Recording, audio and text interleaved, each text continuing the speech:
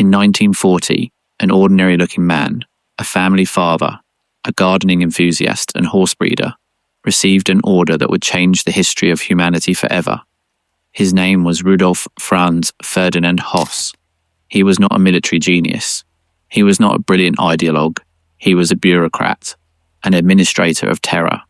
And yet, this man, with the coldness of an engineer designing a car factory, conceived, planned, and perfected the largest extermination centre the world has ever known, Auschwitz-Birkenau, a place where, in just over 4 years, at least 1,100,000 people were murdered, the vast majority of them Jewish. How does a human being come to design such a thing? What kind of mind draws up blueprints, calculates cremation capacities, evaluates a lethal gas's performance, and drafts efficiency reports on the mass murder of men, women, and children? That is exactly what we are about to find out. Before you get comfortable, take a moment to give the video a good like and subscribe, and tell me in the comments where you are listening from and what time it is for you. It's always fascinating to see who joins us from all over the world, because the story of Rudolf Höss is not just the story of a murderer, it's the story of a system that turned normal men into architects of horror. And the most chilling part of it all is that Höss, until the end of his days, showed no real remorse. In his memoirs, written while awaiting the gallows in a Polish cell in 1947, he described his actions with the same dryness a plant manager would use to describe a factory's quarterly production. He wrote about the victims' screams, the smell of burning flesh that permeated the entire area, the piles of corpses stacked in front of the crematoria, and he did it as if he were drafting a technical report. But let's not get ahead of ourselves. To understand how Auschwitz was built, we must first understand the man who made it possible. And for that, we have to go back long before the war, long before the camps, long before the Zyklon B gas. Rudolf Höss was born on November 25, 1901, in Baden-Baden, a spa town in southwestern Germany, then known for its thermal waters and refined atmosphere. His father, Franz Xaver Höss, was a deeply Catholic merchant who dreamed his son would become a priest. The family was strict, disciplined, and religious to the point of rigidity. Young Rudolf grew up in an environment where obedience was not a virtue, it was the only option. One did not question the father. One did not question God. One did not question authority. This seed, blind obedience as a supreme value, would become the backbone of his entire life, and eventually of his entire machinery of death. But something happened in Höss's childhood that he himself would recall decades later as a breaking point. According to his own memoirs, written in the Krakow prison between October 1946 and April 1947, a document known as the Autobiography of Rudolf Höss, or Commandant in Auschwitz. During his youth, he experienced a profound sense of emotional isolation. He had no close friends. He trusted no one. His only true companions, as he himself recounts, were animals, his horse, his dog. He confessed that he felt more empathy for a wounded animal than for a suffering human being. Was this an innate psychopathic trait, or the product of a repressive and dehumanizing upbringing? The psychologists who evaluated him after the war debated this extensively, but what no one disputes is the result. When World War I broke out in 1914, Rudolf Höss was barely 12. His father died in 1914, and the dream of the priesthood vanished. At 15, lying about his age, Höss enlisted as a volunteer in the German Imperial Army. He was sent to the Ottoman Front, Iraq, Palestine, Turkey, participating in combat at an age when a teenager today would be in high school. He was wounded on 3 occasions. He received the Iron Cross, first and second class. At 17, he was the youngest non-commissioned officer in the entire German army. The war hardened him. It scarred him. It taught him that violence was the language of the world. And when Germany lost the war in November 1918, Rudolf Höss, like millions of other German soldiers, did not return home a hero. He returned a broken man, full of rage, humiliated by defeat, looking for a cause to cling to. And what did he find? The same thing that thousands of desperate young Germans found in those turbulent years of the Weimar Republic, the ultranationalist movement. Höss joined the Freikorps, the far-right paramilitary militias that operated in the chaotic post-war Germany. These groups, largely composed of demobilized veterans, were dedicated to fighting communists, suppressing workers' insurrections, and sowing terror in the name of a fierce nationalism. It was in this environment of political violence that Höss committed his first known murder. In 1923, he participated in the so-called Parchim murder. Along with other Freikorps members, he brutally murdered Walter Kadow, a schoolteacher who, it was believed, had betrayed Albert Leo Schlageter, a nationalist saboteur executed by the French, to the occupation authorities. Höss and his accomplices kidnapped Kadow, beat him, cut his throat, and finally shot him. Höss was arrested, tried, and sentenced to 10 years in prison. He was 21. He served 6 years of his sentence before being released in an amnesty in 1928. 6 years in prison. But those 6 years did not reform him, they radicalized him even more. In jail, Höss found camaraderie among other far-right political prisoners, and when he got out, the movement he would join already had a name that resonated ever more strongly throughout Germany: the National Socialist German Workers' Party, the NSDAP, Adolf Hitler's party. Höss formally joined the Nazi Party in 1922, even before his imprisonment, with member number 3240. But it was after his release that his career within the Nazi apparatus began to take shape. In 1934, the event that would define the rest of his life occurred. At the invitation of Heinrich Himmler, the Reichsführer SS, the man who would direct the entire extermination machinery of the Third Reich, Höss joined the SS and was assigned to the Dachau concentration camp. Let's pause here for a moment, because Dachau was not an extermination camp, not in 1934. Dachau was the first official concentration camp of the Nazi regime, opened on March 22, 1933, just weeks after Hitler assumed power as Chancellor. Initially, it was designed to imprison political opponents, communists, social democrats, trade unionists. But Dachau fulfilled another crucial function. It was the school of terror. It was there that the system was designed, which would later be exported to all other camps. The routines of humiliation, the arbitrary punishments, the systematic dehumanization of the prisoners. And it was there that Höss learned his trade. Rudolf Höss didn't just follow orders. He helped design a system of death. Do you think people like him were simply obeying, or were they fully responsible for what they created? Leave your theory in the comments. The commander of Dachau in those years was Theodor Eicke, a brutal man who created the organizational model for the Nazi concentration camps. Eicke drafted the regulations. He established the hierarchy of the SS guards. He designed the punishments, from beatings to the pole, a torture where the prisoner was hung by his arms, tied behind his back for hours. And most importantly, Eicke instilled a fundamental idea in his men. The prisoners were not people. They were enemies of the state. They were subhumans. And treating them with any form of compassion was a betrayal of the fatherland. Höss absorbed this doctrine like a sponge. In his memoirs, he describes his time in Dachau as a decisive period of training. He learned to manage a camp. He learned the logistics of mass incarceration. He learned to manage guards, supplies, forced labor. And above all, he learned to not feel, to look at human suffering as just another piece of data on a spreadsheet. But Dachau was just the beginning. In 1938, Höss was transferred to the Sachsenhausen concentration camp, located north of Berlin. There he was promoted to the position of adjutant, the commander's aide, which gave him an even more complete view of how a camp functioned from the administrative top. Sachsenhausen was larger than Dachau, more complex, and more cruel. Summary executions were carried out.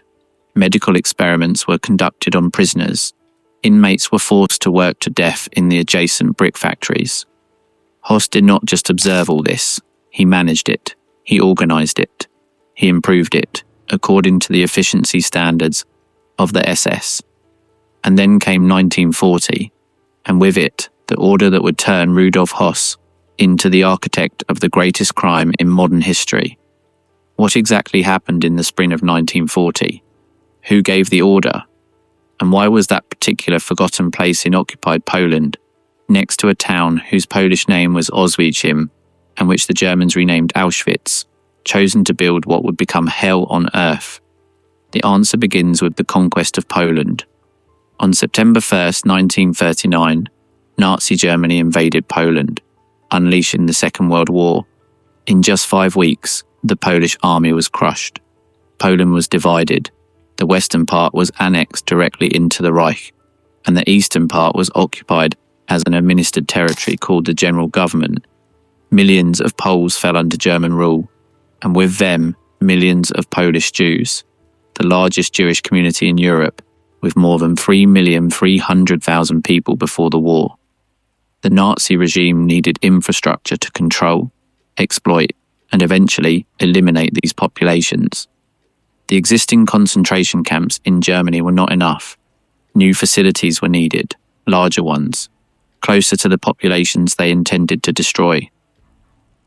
The inspector of concentration camps, Richard Glucks, sent a commission to evaluate possible locations in the newly annexed Polish Silesia.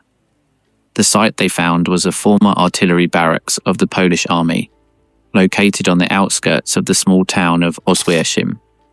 The place had several logistical advantages. It was connected to the main railway network. It was in a relatively isolated area, and the existing barracks buildings could be repurposed. Furthermore, the town had a significant Jewish population that could be evicted to make space. On April 27, 1940, Heinrich Himmler ordered the creation of a new concentration camp in Auschwitz, and on May 4, 1940, he appointed Rudolf Höss as its first commander. Höss was 38. He arrived at the site with a small group of SS officers and 30 prisoners transferred from Sachsenhausen, selected as kapos, prisoners who would serve as internal supervisors of the camp. What he found was a set of decrepit buildings, barracks in poor condition, and a swampy, unhealthy piece of land at the confluence of the Vistula and Sola rivers. It was not a promising location, but Höss saw potential. He saw space. He saw isolation. He saw, with the cold eye of a planner, the blank canvas on which he would paint his masterpiece of horror. And so began the construction of Auschwitz I, the main camp, also known as Stammlager. The first official prisoners arrived on June 14, 1940, a transport of 728 Polish political prisoners, transferred from the prison in Tarnow. They were mostly intellectuals, professors, priests, members of the resistance. They were not Jews. In this initial stage, Auschwitz was conceived primarily as a concentration camp for Polish political prisoners and as a source of slave labor. But that would change, soon and radically. What transformed Auschwitz from a more or less conventional concentration camp into the most efficient industrialized death factory in history? The answer has a name, the final solution to the Jewish question, Endlösung der Judenfrage. And to understand how this decision was reached, we must open a crucial parenthesis. From their rise to power in 1933, the Nazi regime had implemented a progressive escalation of persecution against the Jews. First came the discriminatory laws, the 1935 Nuremberg laws, which stripped Jews of German citizenship and prohibited mixed marriages.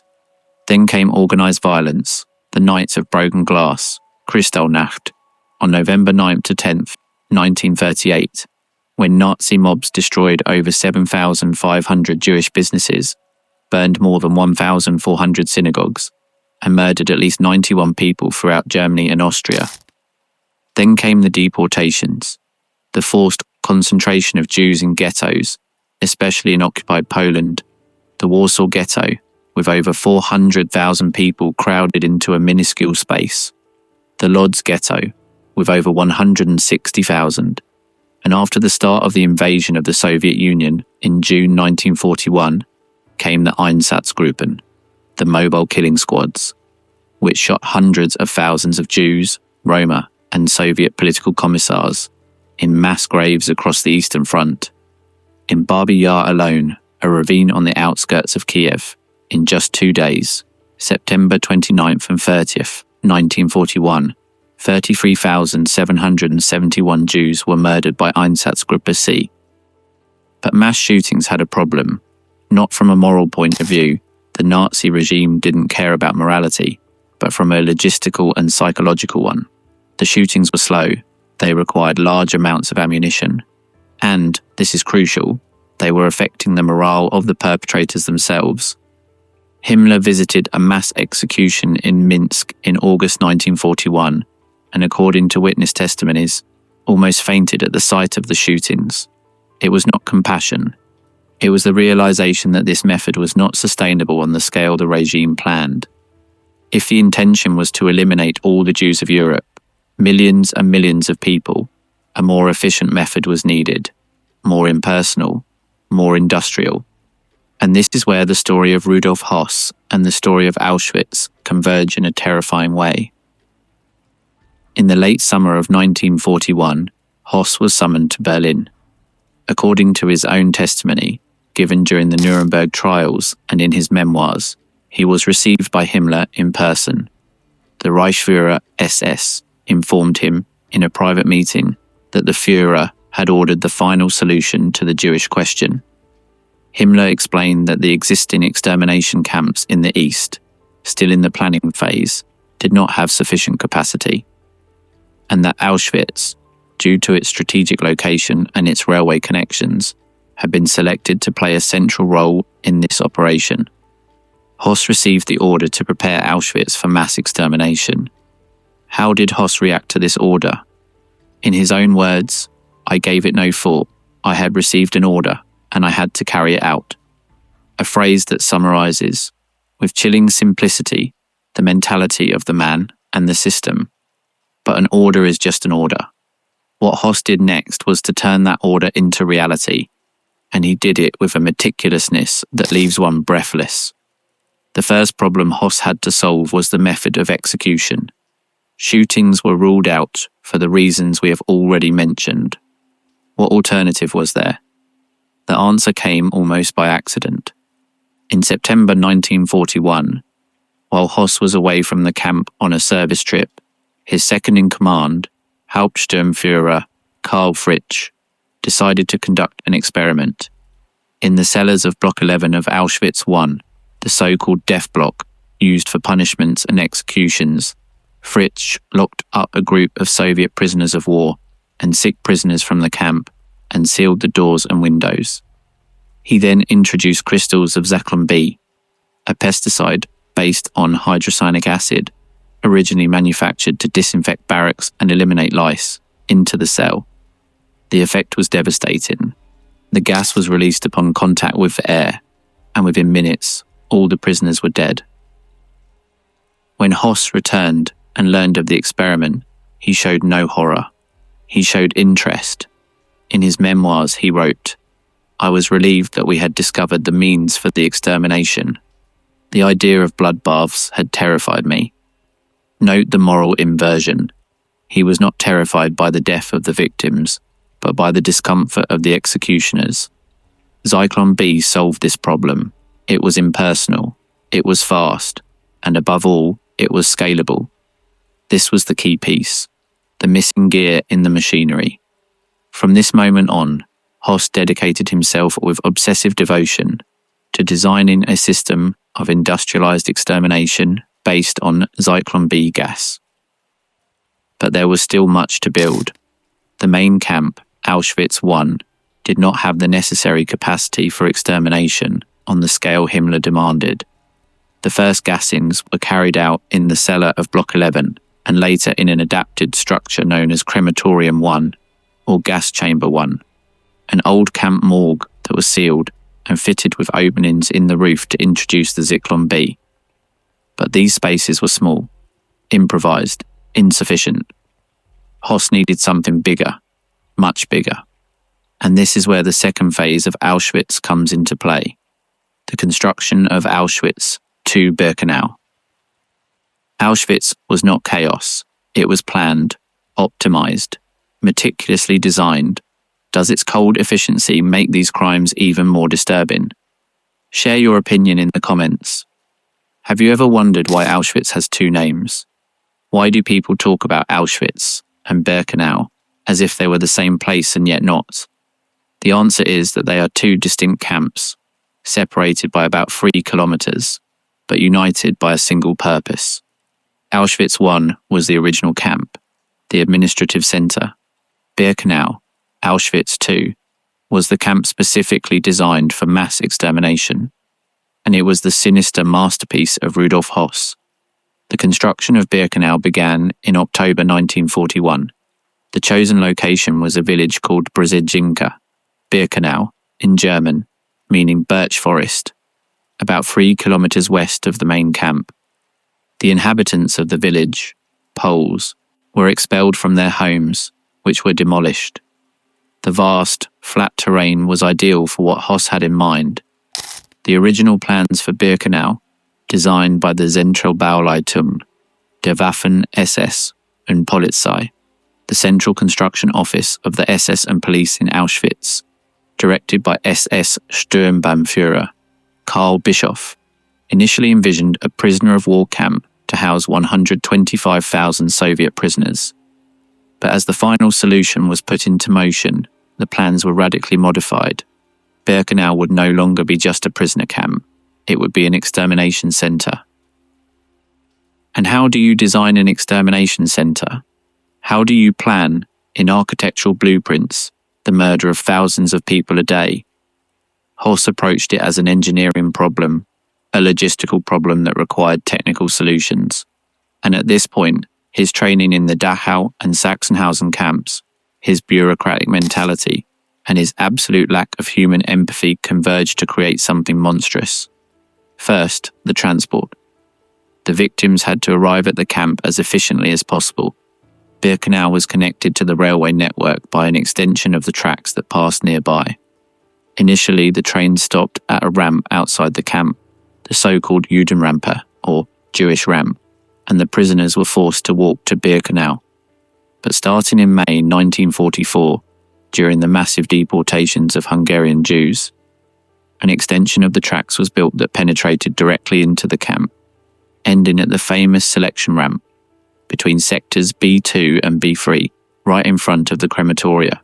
That image, the cattle cars stopping under the main gate tower of Birkenau, with the track disappearing inside the camp, has become one of the most recognizable symbols of the Holocaust. And it was designed that way on purpose, to maximize the efficiency of the process. Second, the selection.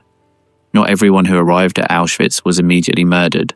Höss and the SS doctors, including the infamous Josef Mengele, who arrived at Auschwitz in May 1943, conducted a selection on the ramp. With a simple gesture of the hand, right or left, they decided who lived and who died.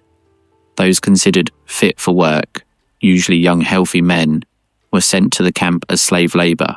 The rest, the elderly, the sick, women with small children, the children themselves, were sent directly to the gas chambers. In some transports, up to 75% or even 90% of the deportees were murdered within hours of their arrival, without ever being registered as prisoners of the camp. This means that they never received a prisoner number. They were never tattooed. They never formally entered the camp. They went directly from the train car to their deaths. Their names, in many cases, were lost forever. Do you understand the magnitude of what this means? Hundreds of thousands of people were murdered without leaving any administrative trace, as if they had never existed. Third, the deception. This is one of the most disturbing aspects of Höss's system. The victims did not know they were going to die. The process was designed to keep them in ignorance until the last moment. The deportees arrived in freight trains. crowded for days without food or water. But upon descending onto the ramp, they were met with a carefully controlled scene. The SS told them they would undergo a disinfection before being assigned to work. They were ordered to undress and leave their belongings in an orderly fashion, promising they would get them back later. They were shown the way to the showers. The gas chambers of Birkenau were designed to look like showers. They had airtight doors. They had fake pipes on the ceiling that simulated shower heads. They had benches where the victims could sit. It was all part of an elaborate charade designed to prevent panic. Because panic was inefficient. Panic meant resistance. And resistance meant delays. Höss explained it with chilling clarity in his memoirs. It was essential to maintain calm among the victims. Any sign of alarm, any suspicion, could trigger a chaos that would slow down the entire process. That is why the fiction of the showers was maintained until the last instant. That is why, even in the vicinity of the gas chambers, hedges and flowers were planted to give the place a less threatening appearance. Fourth, the gassing itself. Once the victims were inside the chamber, often between 700 and 1,000 people at a time, depending on the chamber's size, the doors were sealed. From the outside, SS members wearing gas masks poured the Zyklon B crystals through openings in the roof or walls. The hydrocyanic acid was released upon contact with the warm, humid air inside. The heat generated by the crowded bodies accelerated the gas's evaporation. Death came in a variable time, between 3 and 20 minutes, depending on the gas concentration, temperature, and humidity. Those closest to the gas introduction points died first. Those who were further away, who fought their way up, climbing over the bodies of the already dead, trying to reach a pocket of air, died last. When the doors were finally opened, the members of the Sonderkommando, groups of Jewish prisoners, forced to work in the extermination operation, under threat of immediate death, entered the chamber. What they found defies all description. The bodies were crammed together, intertwined, with fingernails dug into the flesh of others, in a last desperate effort to escape.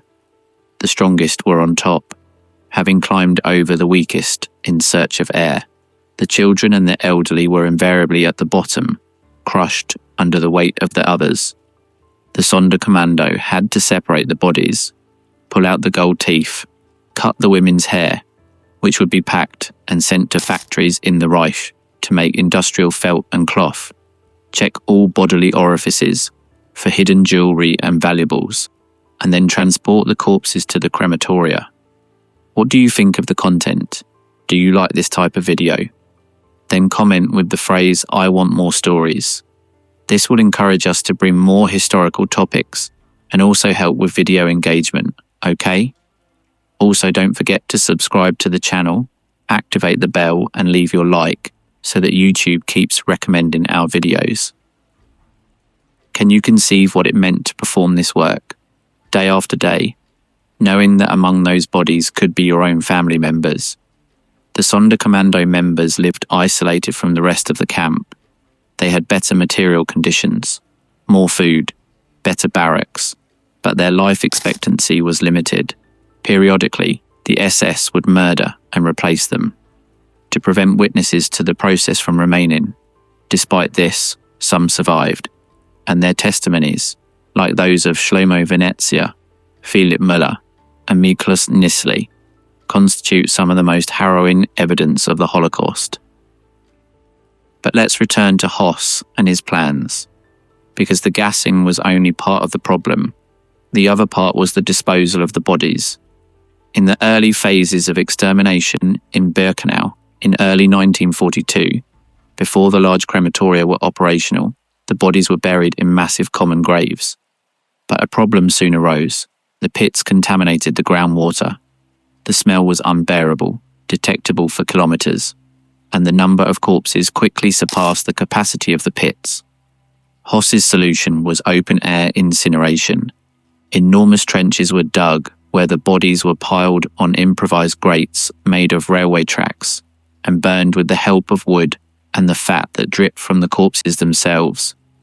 The Sonderkommando members had to stoke these pyres, collect the unconsumed bones, and grind them in bone mills, before scattering the ashes in the rivers or using them as fertilizer in the surrounding agricultural fields.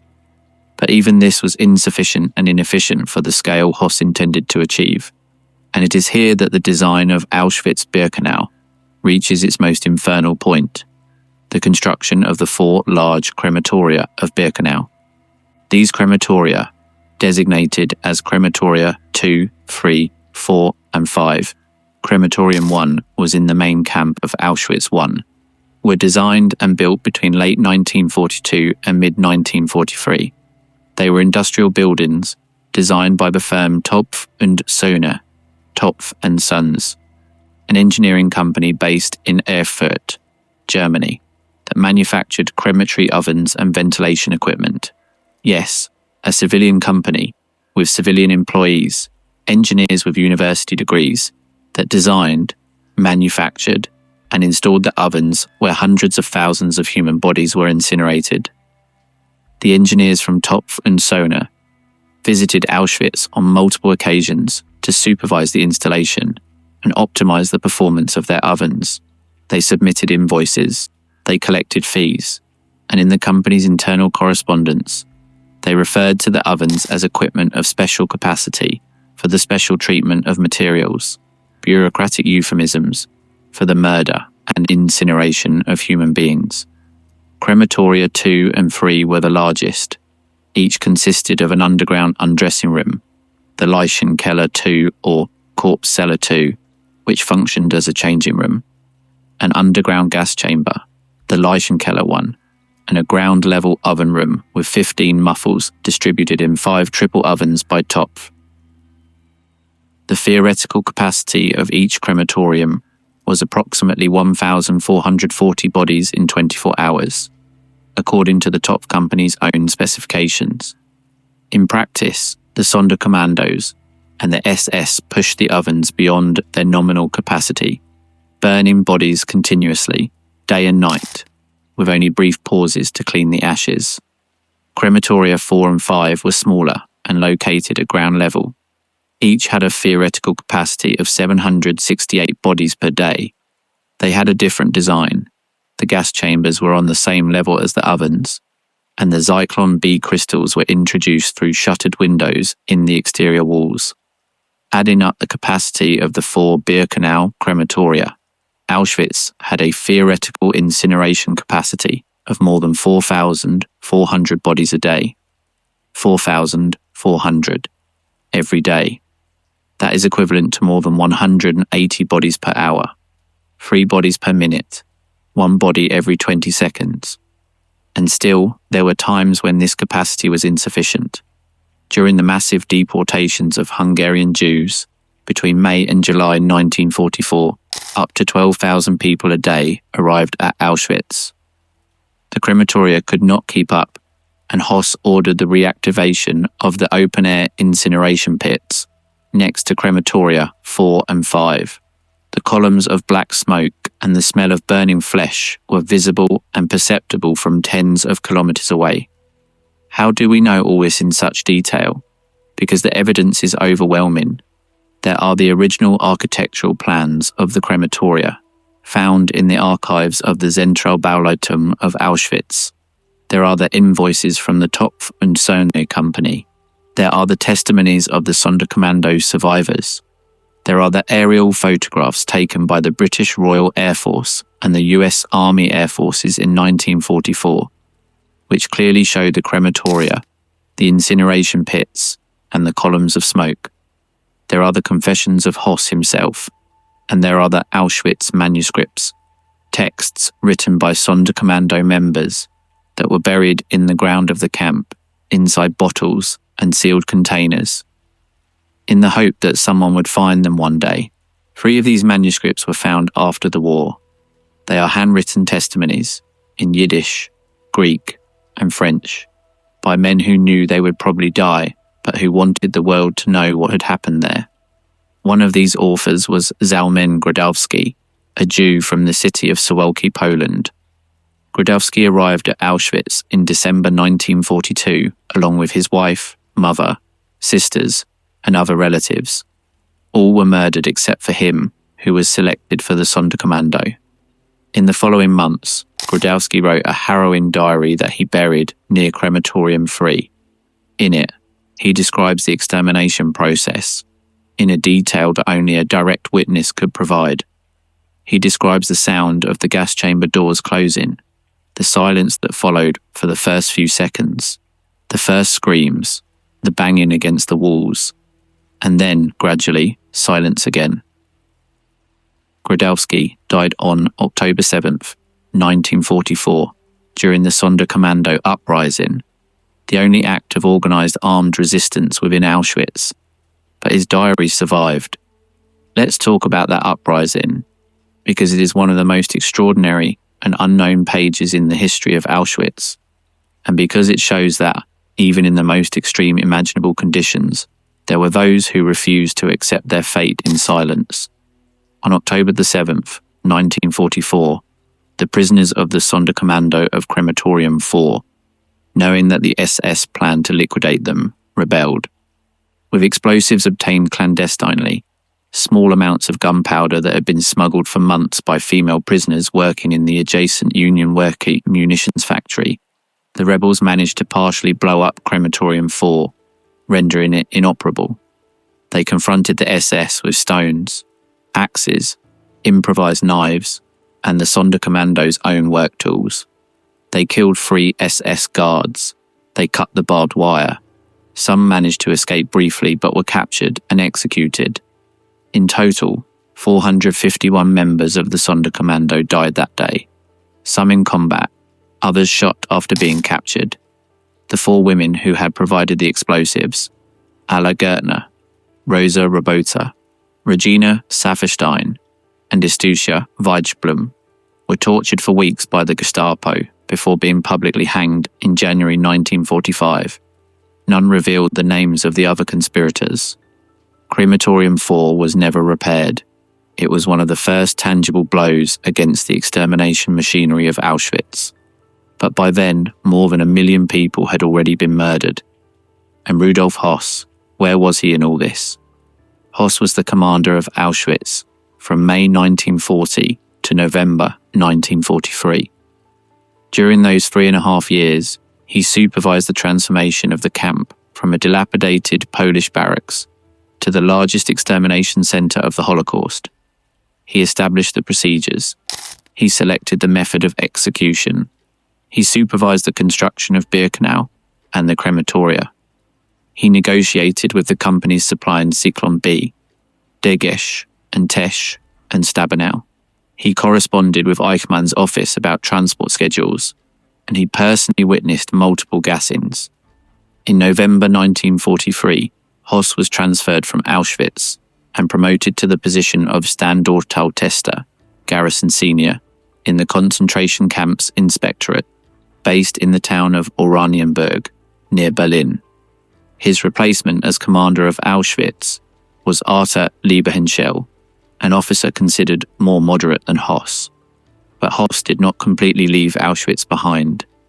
In May 1944, when the massive deportations of Jews from Hungary began, the last and largest deportation operation of the Holocaust, which sent more than 437,000 Hungarian Jews to Auschwitz in just 8 weeks, Höss was sent back to the camp to personally supervise the operation.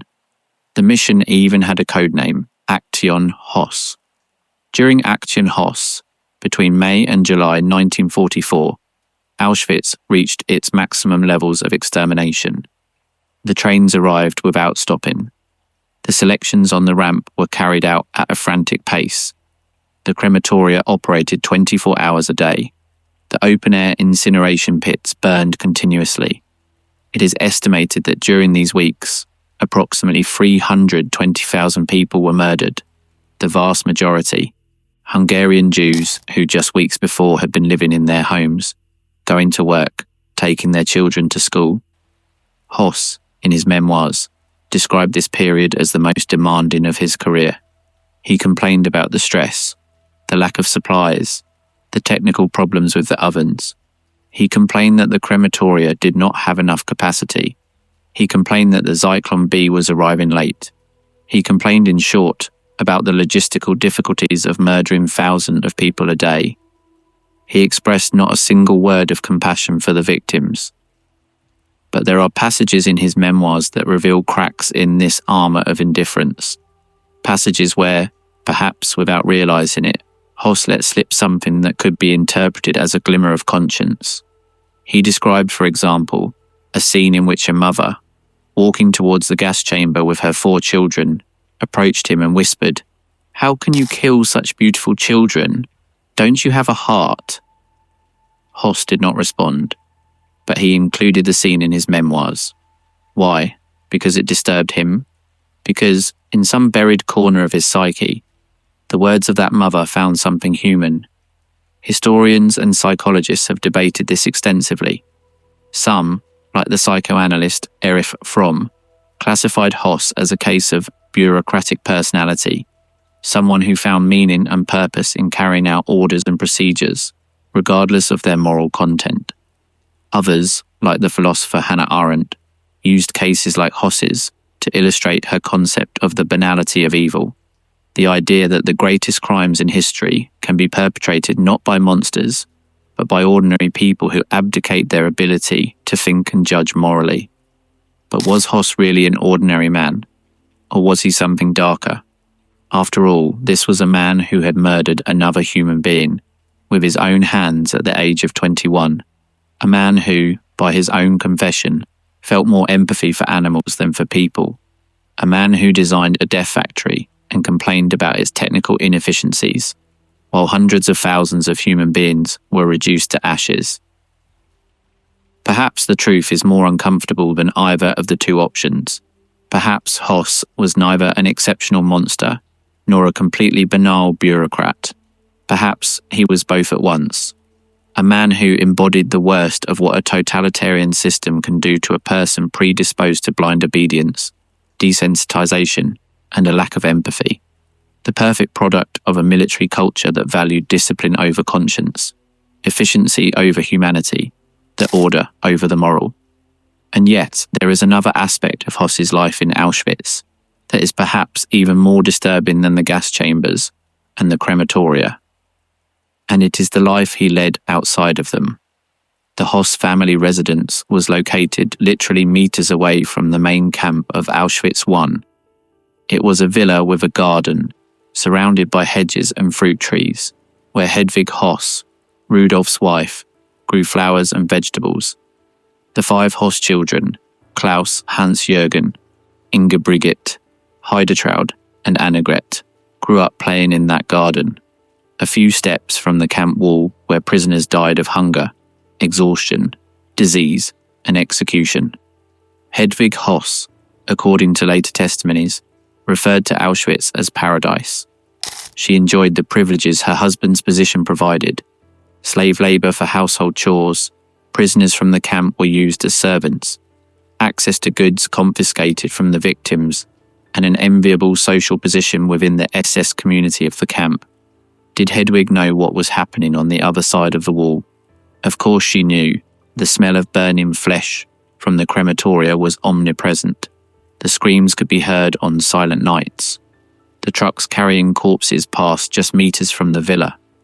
And yet, the Höss family lived there as if it were the most normal thing in the world.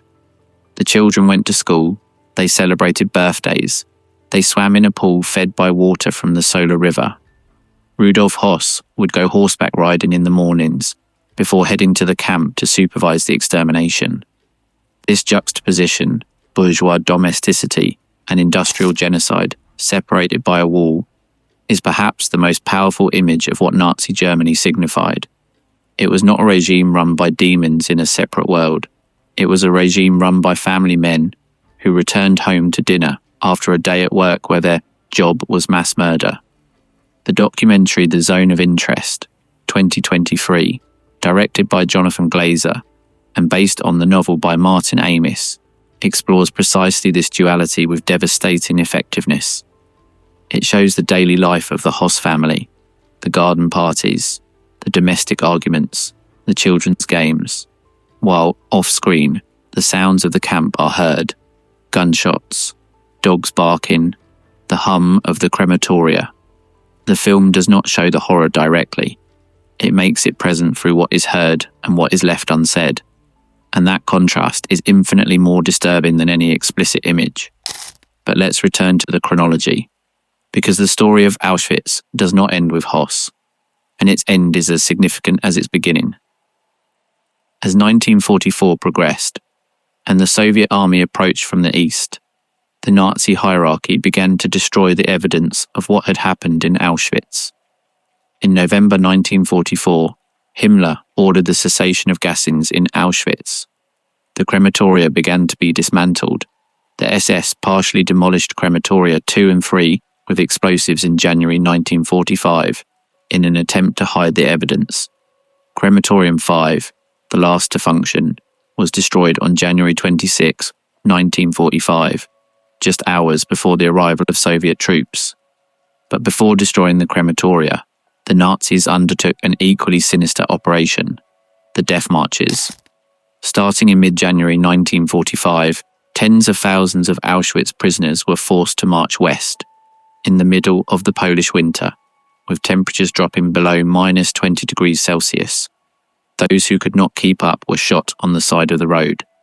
It is estimated that at least 15,000 prisoners died during the death marches from Auschwitz.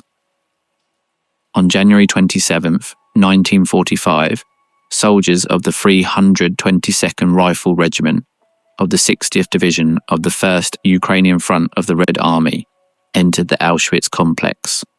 What they found was a nightmarish landscape. Barely 7,000 prisoners remained in the camp, most of them too sick or weak to have been evacuated.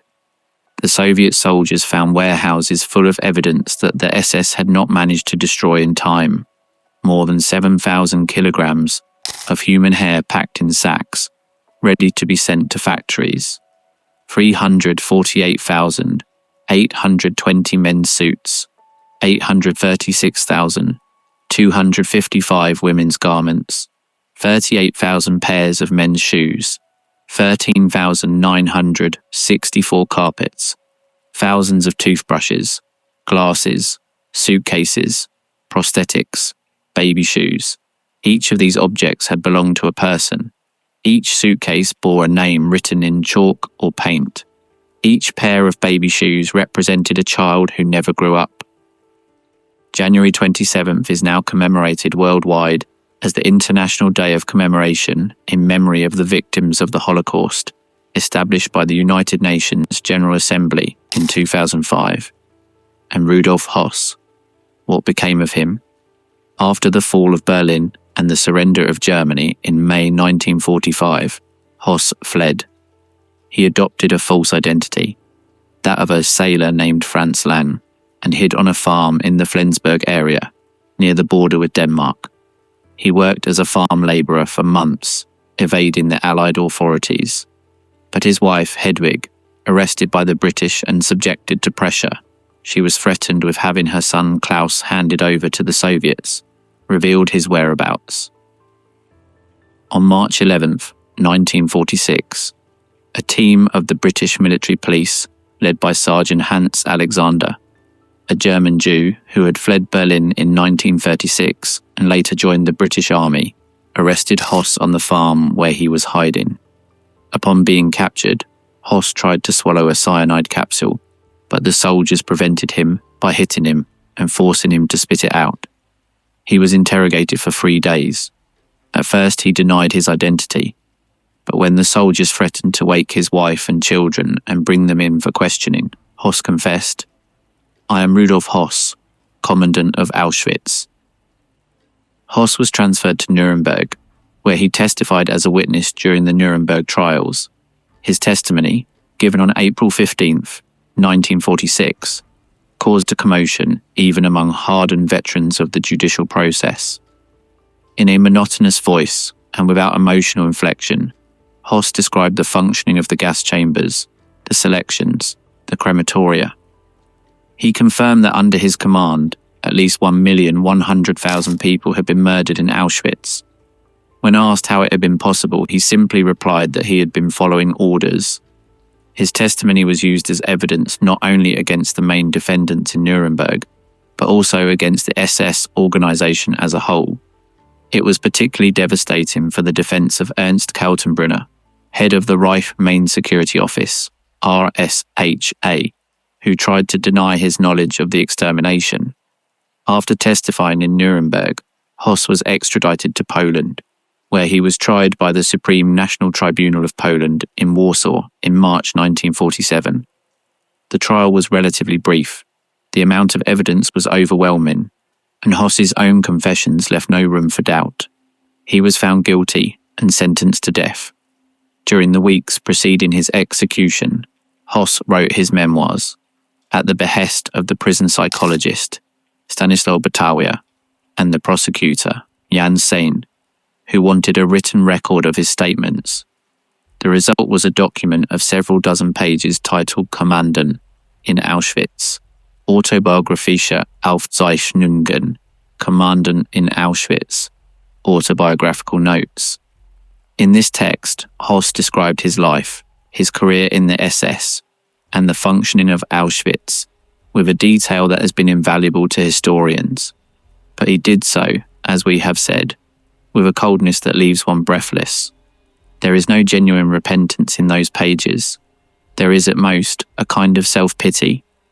Höss describes himself as a man trapped by circumstances, a soldier who had no other option but to obey.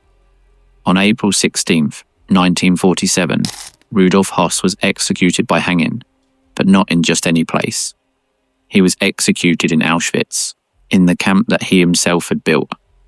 The gallows were erected next to Crematorium 1 in the main camp, the same building where the first experimental gassings were carried out in 1941. Höss walked to the scaffold with his hands tied behind his back. According to the witnesses present, he said no last words. He did not ask for forgiveness. He did not plead for mercy. The trapdoor opened, and Rudolf Höss ceased to exist a few meters from the place where he had murdered more than 1 million people.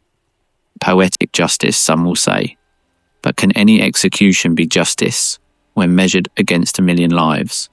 Can a single death compensate for what that man built? The answer evidently is no. But the fact that he died there, in that precise place, has an undeniable symbolic weight. Now, the story of Auschwitz does not end with the biography of its commander, because Auschwitz was not the work of a single man, it was the work of a system. And that system had many gears, many accomplices, many who were just following orders. And to understand the real magnitude of what Höss designed, we need to delve into the darkest details of daily life inside that hell. What was a normal day like in Auschwitz-Birkenau?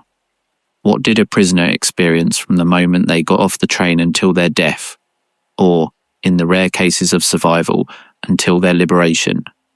Let's start with the arrival. The deportees travelled in sealed cattle cars, without adequate ventilation, without water, without food, without sanitary facilities. The journeys could last between 2 and 10 days, depending on the distance. People died during the journey, from thirst, suffocation, disease, exhaustion. When the doors finally opened on the Auschwitz ramp, the survivors emerged stunned into the blinding light, disoriented, dehydrated, many of them unable to stand. They were immediately beaten with clubs and shouted at by the SS guards and the capos. Quick, quick, form lines, men to the left, women and children to the right. And then came the selection, that macabre ritual that decided life or death in a matter of seconds. An SS doctor, often Mengele, with his impeccable uniform, his white gloves, and his unsettling smile, would point with a finger, right or left. Right meant slave labour and a slow death. Left meant the gas chambers and a quick death. Mothers clinging to their children were automatically sent to the left. Children could not work, and whoever went with them shared their fate. Entire families were separated in that instant. Husbands torn from their wives, fathers separated from their children, and most would never see each other again. Those selected for death walked, without knowing it, to the gas chambers. Those selected for work were processed. Their heads were shaved.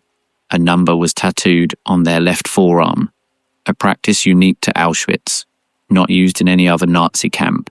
They were given a striped uniform and assigned to a barrack. From that moment, they ceased to be people. They were numbers. The name no longer existed. The identity no longer existed. Only the number and the daily struggle to survive one more day existed. And what was that daily struggle like? The day in Auschwitz began before dawn, with the deafening sound of a gong or a siren. The prisoners had minutes to get up, use the facilities, in filthy latrines, shared by hundreds of people with no privacy whatsoever, and form lines for the apple, the roll call. The apple could last for hours.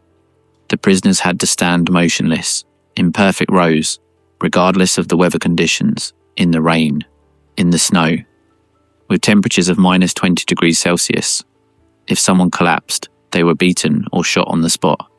If the count did not match, because someone had died during the night or had tried to escape, the appel was prolonged indefinitely, sometimes for the entire day, until the discrepancy was resolved. After the apple, the prisoners were sent to work.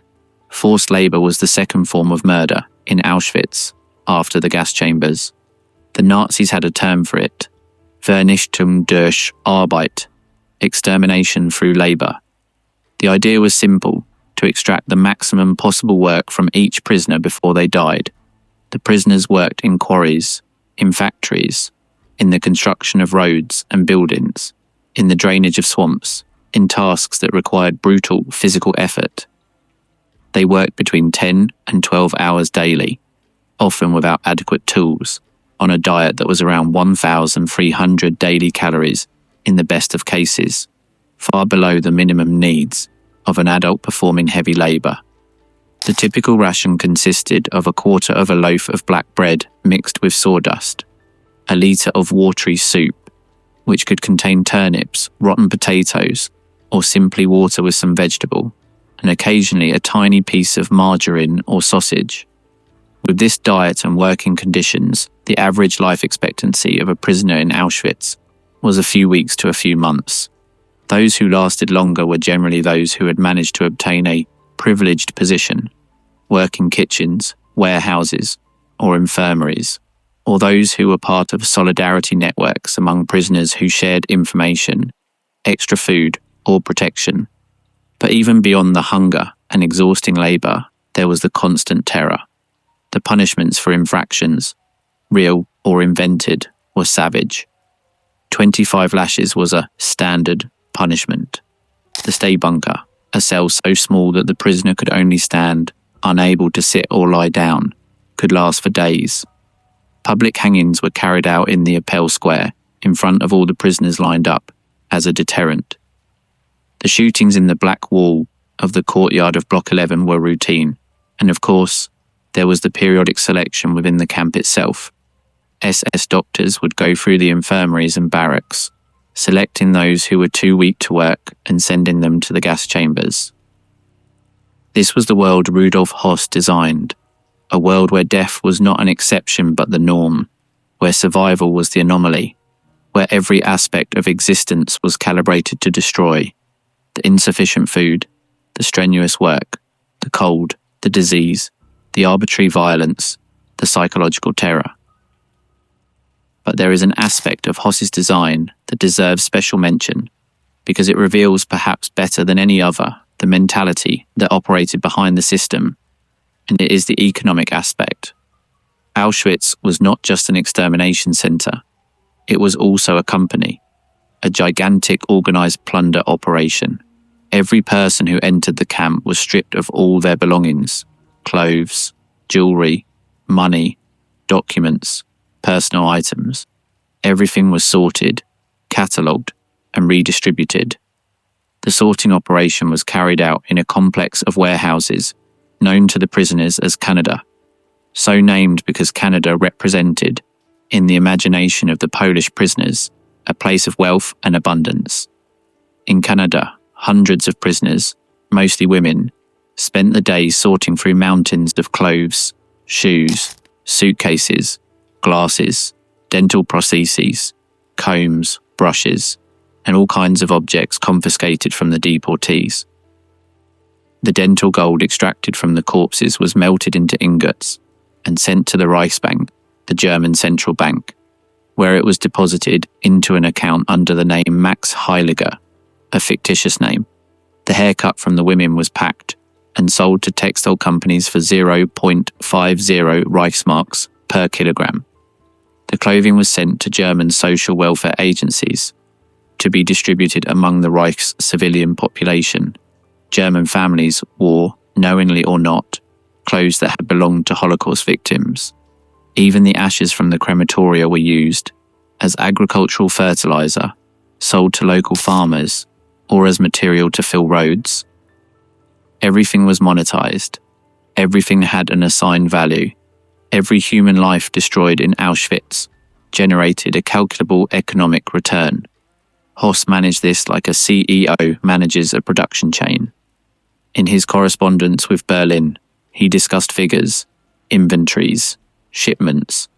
The company IG Farben, the German chemical giant that manufactured, among other things, Zyklon B, established a synthetic rubber, Buna factory, adjacent to the camp, known as Auschwitz Free Monowitz, which used slave labour from the camp.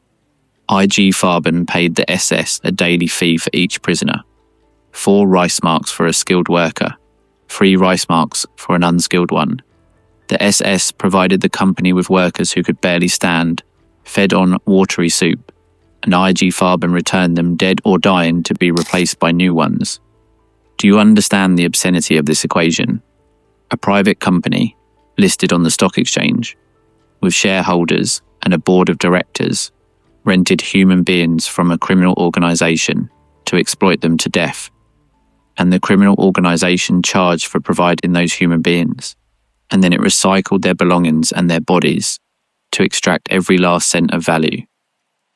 This was not an excess, it was not a deviation from the system, it was the system. And Rudolf Höss designed it to function exactly like that. But perhaps the most terrifying thing of all is the question that lingers after understanding the magnitude of what happened. And it is a question that does not have an easy answer, but one that we must ask ourselves. How many people knew? How many Germans, civilians, non-party members, non-SS, non-soldiers, knew what was happening in Auschwitz and the other extermination camps? The answer is many more than ever admitted. The trains that transported the deportees passed through German cities and towns. The inhabitants saw the sealed wagons go by. They heard the screams coming from inside. They saw the trains stop at local stations to replenish water or coal. The guards spoke openly about what was happening in the camps. Alcohol loosened their tongues. Soldiers returning from the Eastern Front spoke of the mass shootings. The families of the SS guards at Auschwitz, like Hedwig Höss herself, received packages with goods confiscated from the victims. The workers in the factories adjacent to the camps, like those of IG Farben, saw the skeletal prisoners daily. The farmers around Auschwitz smelled the smoke from the crematoria and found human ashes in their fields.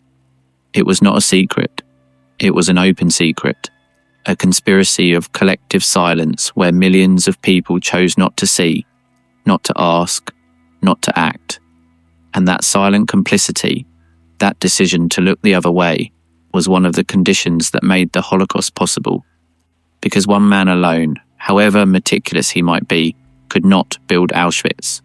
It took engineers to design the crematoria, masons to raise the walls of the gas chambers, electricians to install the ventilation systems, machinists to drive the trains, chemists to manufacture the Zyklon B, accountants to keep the books, secretaries to type the reports, officials to authorize the budgets, and millions of citizens who chose silence.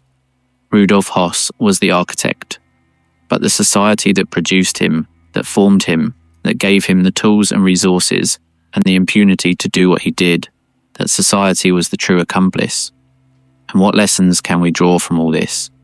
What does the story of Höss and Auschwitz tell us about human nature, about the limits of obedience, about what happens when a system dehumanizes the other to the point of turning them into an object, a number, a logistical problem to be solved?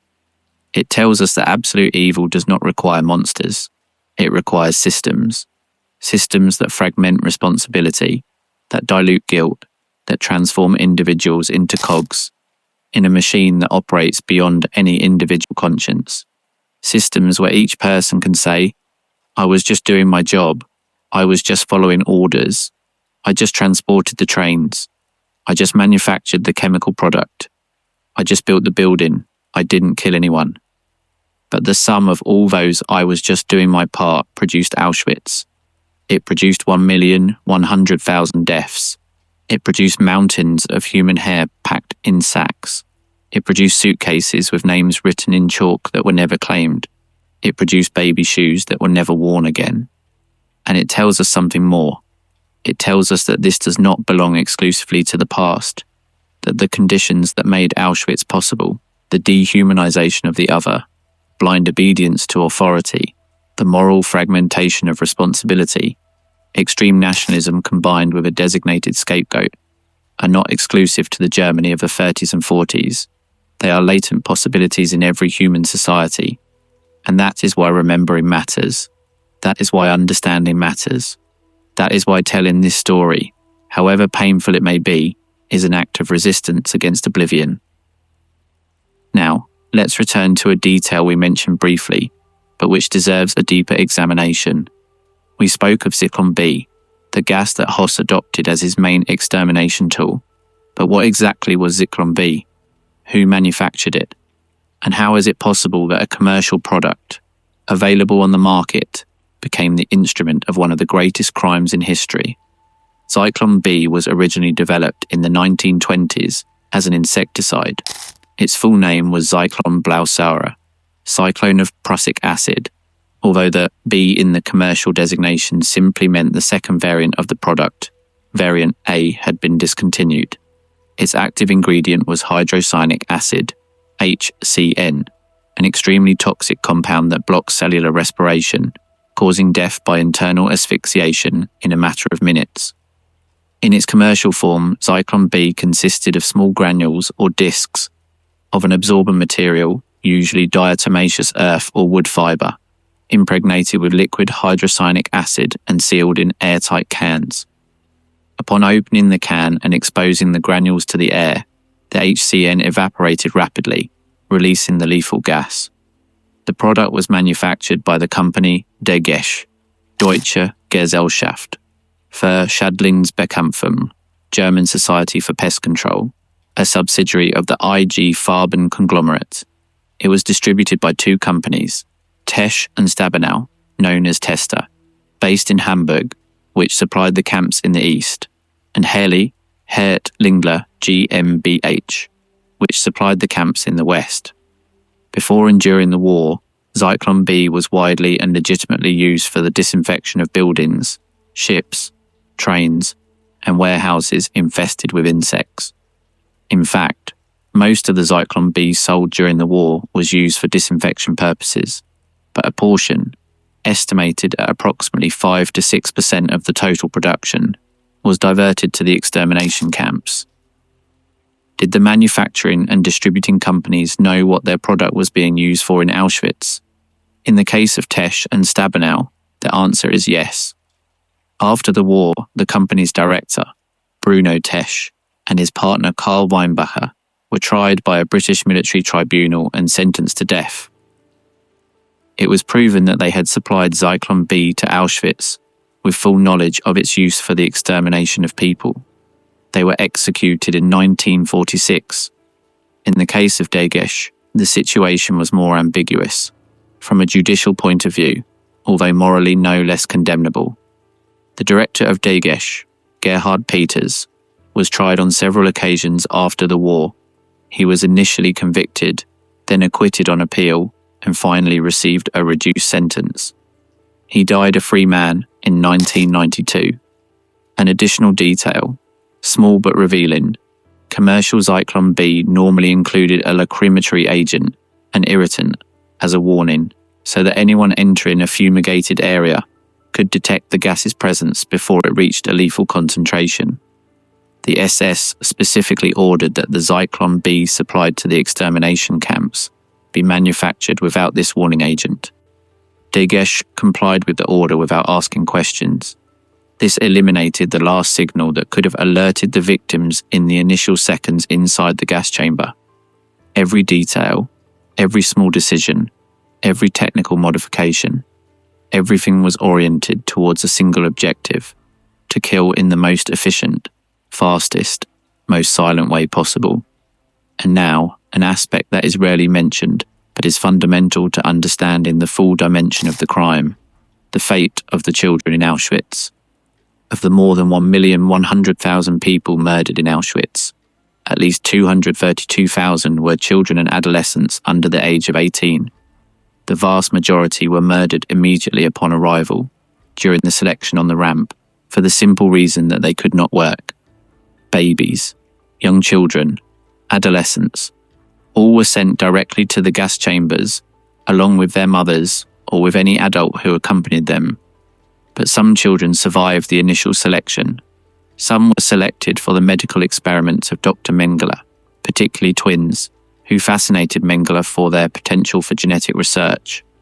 Others managed to hide among the adults, or were protected by more veteran prisoners, who taught them to appear older than they were. Some of these children survived until liberation.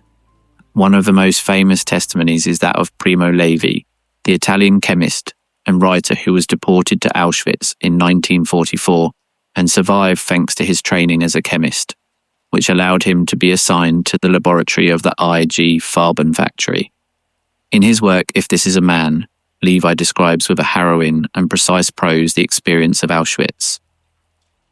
He describes the constant hunger, the cold, the degradation, the loss of dignity, and he also describes the moments of humanity that persisted even in the most inhuman conditions: a gesture of solidarity between prisoners, a shared piece of bread, a word of encouragement. Levi survived, but he never truly recovered from Auschwitz. In 1987, 42 years after his liberation, he threw himself down the stairwell of his building in Turin. He was 67. Many consider his suicide a final, deferred victim of Auschwitz. Another fundamental testimony is that of Elie Wiesel, the Romanian-American writer, who was deported to Auschwitz with his family in 1944 when he was 15. In Night, his most famous work, Wiesel describes the selection on the ramp where he was separated from his mother and his little sister, whom he never saw again. He survived alongside his father, with whom he was transferred to Buchenwald, where his father died of dysentery and exhaustion shortly before liberation. Wiesel dedicated the rest of his life to bearing witness to the Holocaust and to fighting against indifference. He received the Nobel Peace Prize in 1986. He died in 2016. These testimonies, and hundreds of others, are the living evidence of what Rudolf Höss built. They are the voices that Höss's system tried to silence forever. They are the proof that, despite all the Nazi regime's efforts to erase the traces of its crimes, the truth survived, in the words of the survivors, in the documents that could not be destroyed in time, in the aerial photographs, in the architectural plans, in the invoices from Topf and Sony, in the manuscripts buried by the members of the Sonderkommando, and in the very memoirs of Rudolf Höss, which ironically became one of the most damning pieces of evidence against the system he himself represented. But there is one more chapter of this story that we need to explore, a chapter that many are unaware of, and that reveals another dimension of the horror of Auschwitz. And it is the story of the medical experiments. To what extent can science be perverted in the service of evil? What happens when doctors, people who have sworn to protect life, become instruments of torture and death? In Auschwitz, at least 20 SS doctors conducted experiments on prisoners. The most well-known is Josef Mengele, the Angel of Death, but he was not the only one. There were also Karl Klauberg, who performed mass sterilization experiments on women. Horst Schumann, who irradiated the reproductive organs of men and women with X-rays to study sterilization. Johann Paul Kramer, who selected malnourished prisoners to be killed and have their organs extracted for his research on starvation, and many others. Mengele conducted experiments on twins, subjecting them to injections of unknown substances, blood transfusions between siblings of different blood types, amputations, deliberate infections. He injected dyes into children's eyes to try to change their colour. He sewed twins together to create artificial Siamese twins. Most of his subjects died during the experiments or were murdered afterwards, so that autopsies could be performed. Of the approximately 1,500 pairs of twins subjected to his experiments, only about 200 individuals survived. Klauberg, for his part, was searching for a method of mass sterilization that could be applied without surgery. He injected caustic solutions, formaldehyde and other substances, directly into the women's uteruses, causing excruciating pain, infections, hemorrhages, and in many cases death. His goal was to develop a procedure that would allow the sterilization of thousands of women a day, with a minimum of medical personnel and resources. These experiments had, in the vast majority of cases, no real scientific value. They were pseudoscience in the service of Nazi racial ideology, but the men who performed them were licensed doctors, graduates of prestigious German universities.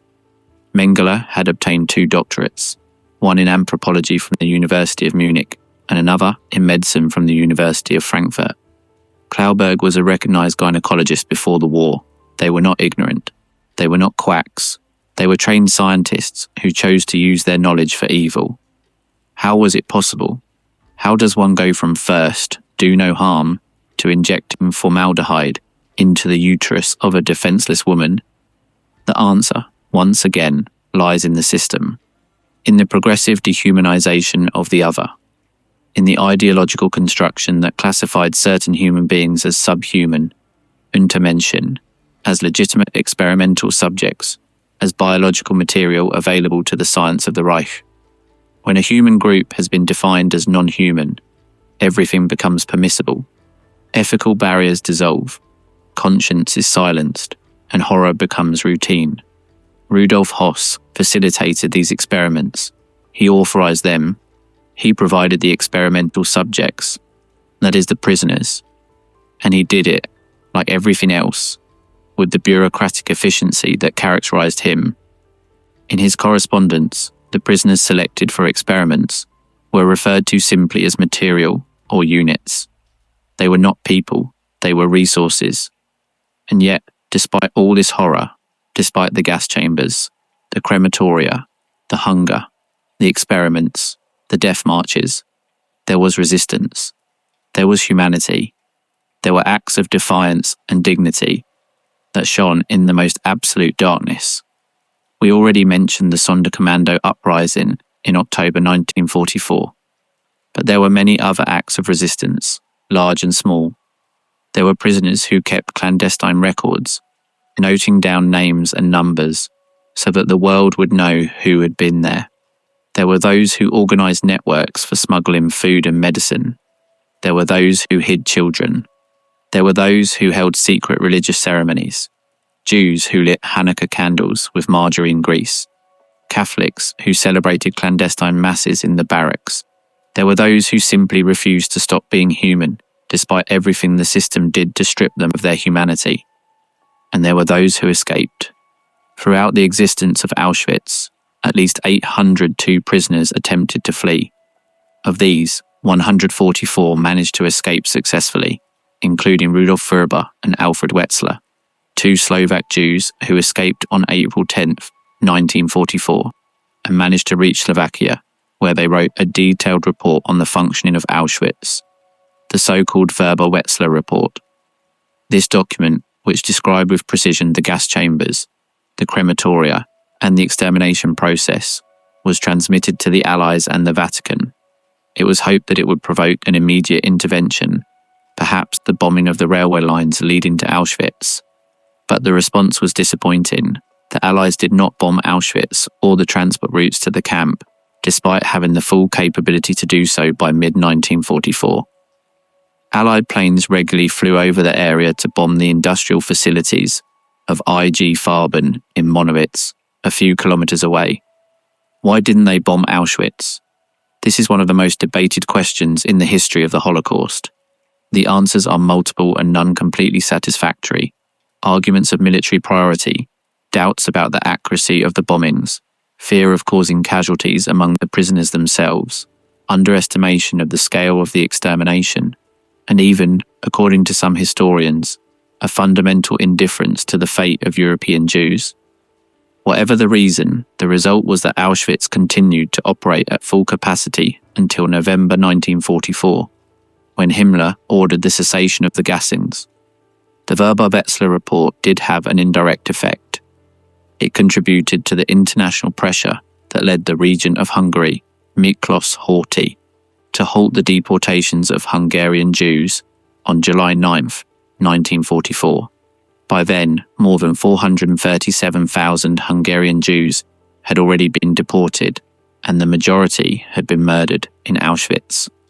But the suspension saved the approximately 200,000 Jews who still remained in Budapest. Many of them would survive the war, although under conditions of extreme precarity and violence during the following months, when the Hungarian fascists of the Arrow Cross Party took power in October 1944 and unleashed a wave of terror against the Jews of Budapest. But let's return once more to Rudolf Höss, because there is a final aspect of his story that is particularly disturbing, and it is what his memoirs reveal about his psychology. In the pages of Kommandant in Auschwitz, Höss repeatedly describes his emotional distress.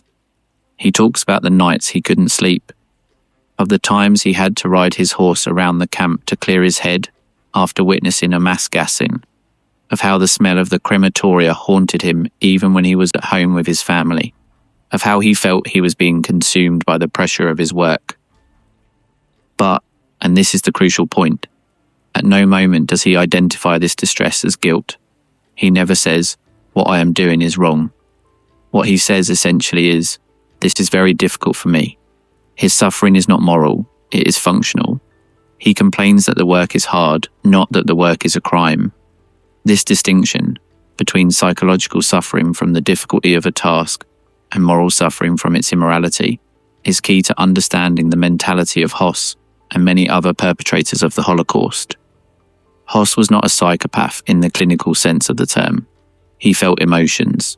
He was anxious. He was stressed. But his moral compass was so completely oriented towards obedience and duty that he was incapable of questioning the morality of what he was doing. His ethical universe began and ended with the order received. If Himmler ordered him to exterminate 1 million people, that was the right thing to do because it came from authority. Period. There was no room for moral deliberation. There was no room for doubt. There was only room for the efficient execution of the assigned task. This is the most chilling lesson of Rudolf Höss. You don't need a monster to build Auschwitz. You need a man who has given up thinking for himself, a man who has delegated his conscience to an external authority, a man who has accepted that obedience is the supreme value, and that everything else, compassion, empathy, piety, simple human decency, is secondary. And that, ultimately, is what makes the story of Höss not just a chapter of the past, but a permanent warning for the future. Because men like Höss are not an unrepeatable aberration. They are an ever-present possibility, a possibility that materializes whenever a society chooses obedience over conscience, efficiency over humanity, us against them over universal fraternity. Now there is a final detail that closes this story with a symbolic power that is difficult to match. We mentioned it briefly, but it deserves to be narrated in more detail. On April 16th, 1947, at 10 in the morning, Rudolf Höss was led from his cell in Wadowitz prison to Auschwitz. The convoy travelled the same roads that the deportation trains had travelled.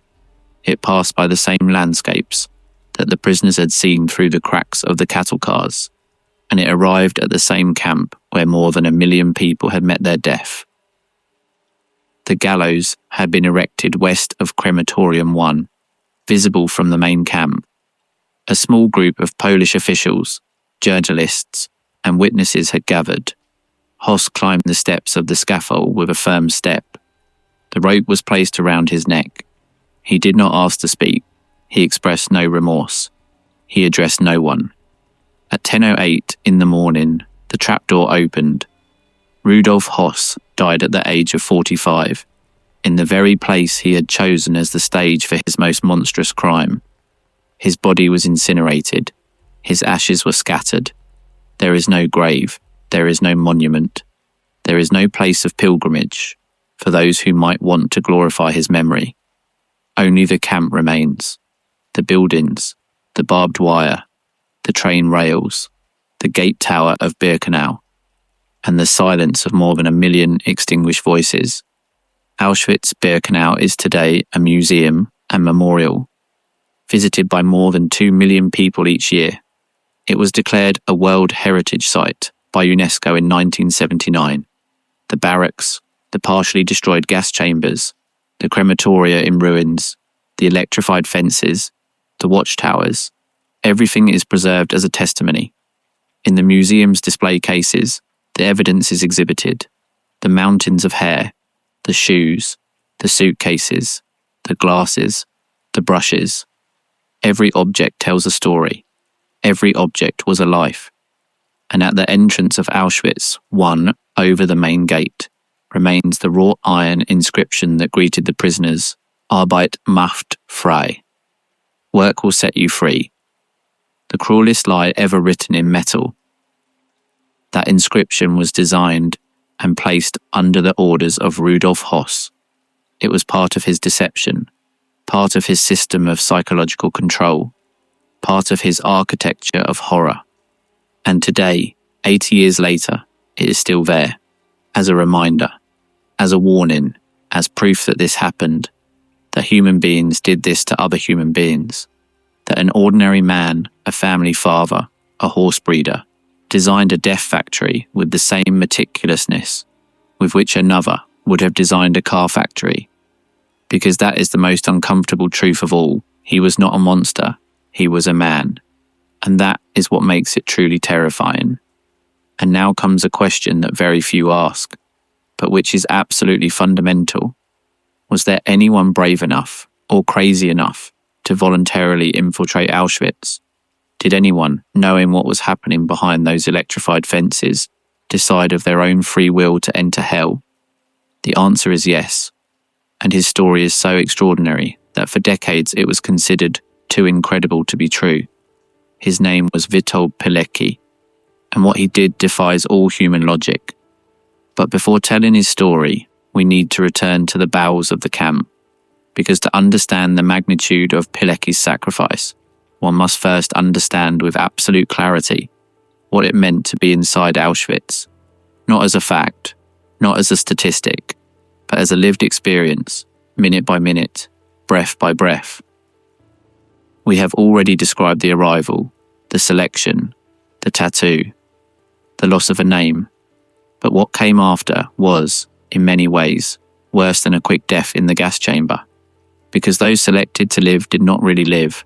They existed. They existed in a state of degradation, so profound that many survivors later said they envied those who had died quickly. The barracks of Birkenau were originally stables for horses. Yes, stables. Prefabricated wooden structures, designed by the German army to house 52 horses each. In Auschwitz, each of these stables housed between 400 and 1,000 prisoners. The inmates slept in 3-tiered bunks, made of wooden planks without mattresses, sharing each level between 3 and 5 people. The available space per person was less than that of a coffin. There was no heating in winter, no ventilation in summer. The floor was packed earth that turned to mud when it rained. Leaks from the roof soaked those sleeping on the upper levels. Rats ran among the bodies at night. Lice infested every inch of cloth, every fold of skin. The latrines were concrete blocks with rows of holes. without separation, without privacy, where hundreds of prisoners had to relieve themselves in timed minutes, twice a day. Outside of these assigned times, going to the bathroom was forbidden. Prisoners suffering from dysentery, and dysentery was endemic, caused by contaminated water and rotten food, were forced to defecate in their own bunks, on their companions, increasing the spread of disease. Epidemics ravaged the camp regularly: typhus, dysentery, scarlet fever, tuberculosis. In 1942, a typhus epidemic transmitted by lice killed thousands of prisoners in a few weeks. The SS's solution was to send the sick to the gas chambers, not to cure them, to eliminate the source of infection. Hunger was constant, omnipresent, all-consuming. The prisoners thought about food every second of every minute of every hour. They dreamed of food. They deliberated about food. They fought over a crust of bread. They licked the empty soup pots. They ate grass, tree bark, leather from shoes. Chronic malnutrition caused a condition known in the camp's jargon as Muslim, a term whose exact origin is debated. A state of extreme physical and mental degradation, in which the prisoner lost all will to live, all capacity for reaction, all connection with their environment. The musulmana walked like automatons, with a vacant stare, not responding to stimuli, not dodging blows. They were, in the words of Primo Levi, the ones who were no longer people. And they were invariably selected for the gas chambers at the next medical inspection. How did one survive in these conditions? What separated those who managed to stay alive from those who sank into the state of a Mussulman? Survivors have given diverse answers to this question. Some mention luck, being in the right place at the right time, avoiding a selection, receiving a less strenuous work assignment. Others speak of solidarity, mutual help among prisoners, clandestine networks that shared information and resources. Others point to psychological strength, the ability to maintain a sense of identity, of purpose, of hope, even when all objective hope had disappeared.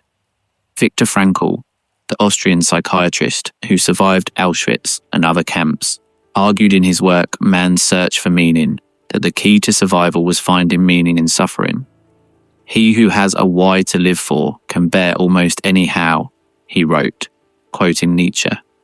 Frankl observed that prisoners who maintained a reason to live, to reunite with a loved one, complete a work, fulfill a mission, were more likely to survive than those who had lost all sense of purpose. And it is here that the story of Witold Pilecki takes on its most extraordinary dimension. Because Pilecki did not enter Auschwitz as a victim. He entered as an agent, with a mission, with a purpose. And that purpose kept him alive for almost 3 years in hell. Witold Pilecki was born on May 13th, 1901, just a few months before Rudolf Höss, in Olonets, in what was then the Russian Empire. He was from a Polish noble family. He grew up in a patriotic environment, educated in the tradition of Polish resistance against foreign domination. He fought in the Polish-Soviet War of 1919 to 1921 as a young cavalry officer. Between the wars, he was a modest landowner, a family man, a quiet man who raised horses. Curiously, another coincidence with Höss. But when Germany invaded Poland in September 1939, Pilecki immediately joined the clandestine resistance. And in 1940, he had an idea that no one else had dared to conceive. At that time, the Polish resistance had very little information about what was happening inside Auschwitz. Things were known, it was rumoured, but there were no concrete, verifiable facts. Pilecki proposed an extraordinary plan to his superiors in the resistance. He would let himself be deliberately arrested by the Germans to be sent to Auschwitz, with the objective of gathering intelligence from inside the camp and, at the same time, organising an internal resistance network among the prisoners. His superiors approved the plan. They provided him with a false identity, Tomasz Serafiński, and on September 19th, 1940, during a Nazi street roundup in Warsaw, a Lapanka, as the Poles called them, Pilecki let himself be deliberately arrested. he was beaten, processed, and sent to Auschwitz, where he received the prisoner number 4859. Let's pause here. Let's think about what this means. A free man who could have fled, who could have hidden, who could have sought refuge in another country, chose to enter Auschwitz. He chose to subject himself to beatings, to hunger, to diseases, to torture, to potential and almost certain death, because he believed that the information he could obtain would save lives, because he believed that organizing resistance from within could make a difference. Can a greater act of courage be conceived? Once inside, Pilecki faced the same brutal conditions as all the other prisoners. He was beaten. He went hungry. He contracted diseases. He worked to exhaustion. But in the midst of all this, with astonishing discipline and determination, he began to fulfill his mission. Slowly, with extreme caution, because a single informant could mean the torture and death of the entire network, Pilecki established contacts among the prisoners. He identified those he could trust. He recruited men in key positions, prisoners who worked in the kitchen, in the infirmary, in the warehouses, in the camp administration. Each of them became a node of information, a link in an invisible chain that extended throughout the complex. The organization that Pilecki founded was called Związek Organizacji Wojskowych ZOW, Union of Military Organizations. At its peak, it had approximately 500 members distributed in different sections of the camp. What did this network do? Several things simultaneously. First, it gathered information, prisoner numbers, mortality rates, execution methods, identities of the most brutal SS guards, details about the structure and functioning of the camp. This information was coded and transmitted to the outside through prisoners who were released, civilian workers who entered the camp, or messages hidden in the washed laundry that left the camp. Second, the network organized the survival of its members and other prisoners. It distributed extra food stolen from the kitchens or warehouses. It provided medicines taken from the infirmary. It assigned its members to less lethal jobs when possible. It warned of impending selections, so that the weaker ones could hide or be temporarily transferred. In a place where survival depended on every calorie, every piece of information, every small advantage, Pilecki's network saved countless lives. Third, and this was Pilecki's ultimate goal, the network prepared for an eventual armed uprising inside the camp, coordinated with an external attack by the Polish resistance forces or the Allies. Pilecki believed that if he could organize a sufficient number of prisoners and coordinate the uprising with an external offensive, Auschwitz could be liberated. But that external offensive never came. Pilecki's reports, known today as Witold's reports, were transmitted to the Polish resistance in Warsaw, which in turn forwarded them to the British intelligence services and the Polish government in exile in London. These reports were the first detailed testimonies of what was really happening in Auschwitz. Pilecki described the gas chambers, the mass shootings, the medical experiments, the living conditions, the mortality rates. They were documents of incalculable value. And yet, when they reached London, the reaction was disappointing. The Polish military, according to some accounts, considered that Pilecki was exaggerating. The Western Allies paid attention but did not act. There was no bombing of the railway lines. There was no rescue operation. There was no attempt to liberate the camp. The world received the information and remained silent. Why? How is it possible that the world knew what was happening and did nothing? This is one of the most painful questions in the entire history of the Holocaust. And it has no simple answer. The explanations range from the strategic, the Allies prioritized the overall military victory over any specific rescue operation, to the darker, a fundamental indifference, a latent anti-Semitism even among the Allies, an inability to believe that such horror was possible. It was probably a combination of all of this, but the result was the same. Auschwitz continued to function. The trains kept arriving, the gas chambers kept operating, and Pilecki, inside the camp, saw his hope for an external liberation fade day by day. After almost 3 years in Auschwitz, an extraordinarily long period of internment, during which most prisoners died in weeks or months, Pilecki made a drastic decision. If the outside world was not going to come to liberate the camp, he would go out to bring his testimony personally. On the night of April 26th to 27th, 1943, Pilecki and 2 companions managed to escape during a night work assignment in a bakery located outside the camp's security perimeter. They cut the wires, evaded the sentries, and fled through the Polish fields and forests. It was an extraordinarily risky escape.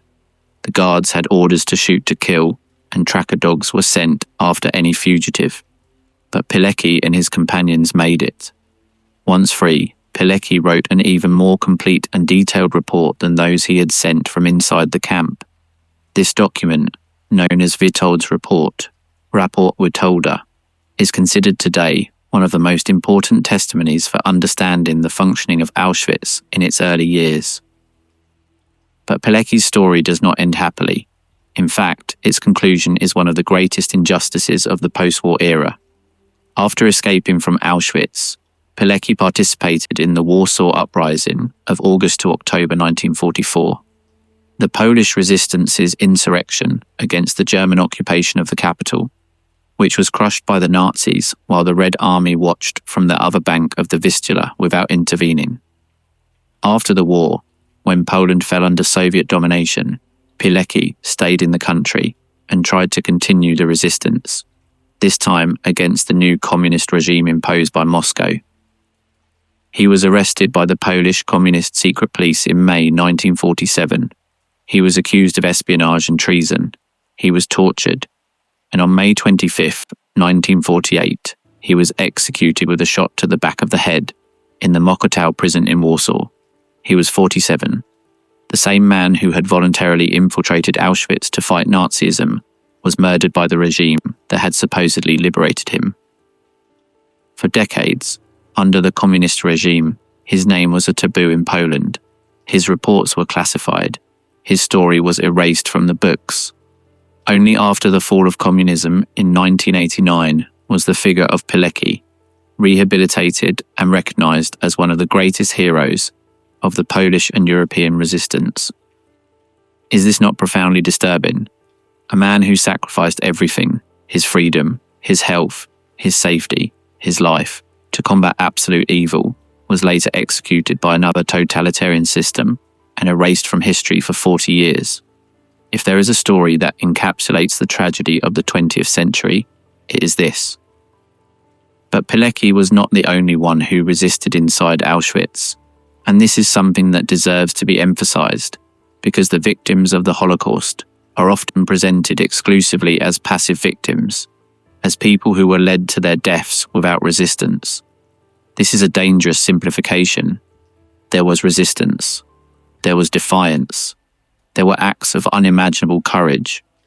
We already mentioned the Sonderkommando uprising of October 7th, 1944, but there was much more. There were smuggling networks that brought food, medicine, and even weapons into the camp. There were clandestine photographers who, at extreme risk, took images from inside Auschwitz so the world could see what was happening. In August 1944, members of the Sonderkommando managed to take 4 photographs, the only known images taken from inside the gas chambers and crematoria during their operation. These photographs, known as the Sonderkommando photographs, show bodies being burned in open-air pits next to Crematorium 5 and naked women being led towards the gas chamber. They were taken from the camp, hidden in a toothpaste tube, and delivered to the Polish resistance. There were rabbis who held clandestine religious services in the barracks, risking immediate execution. There were teachers who secretly taught the prisoner children, keeping the spark of knowledge alive even in the most extreme conditions. There were artists who drew scenes of the camp on stolen scraps of paper, creating a visual record of the horror that complements the written testimonies. There was a Polish prisoner named Kazimierz Pichowski, who, in June 1942, carried out one of the most audacious escapes in the history of Auschwitz. Along with 3 companions, they dressed in SS uniforms, stolen from the warehouse, took weapons from the depot, got into an official camp car, and simply drove towards the exit. Upon reaching the barrier, the guard, seeing the uniforms and the official vehicle, opened the gate and let them pass.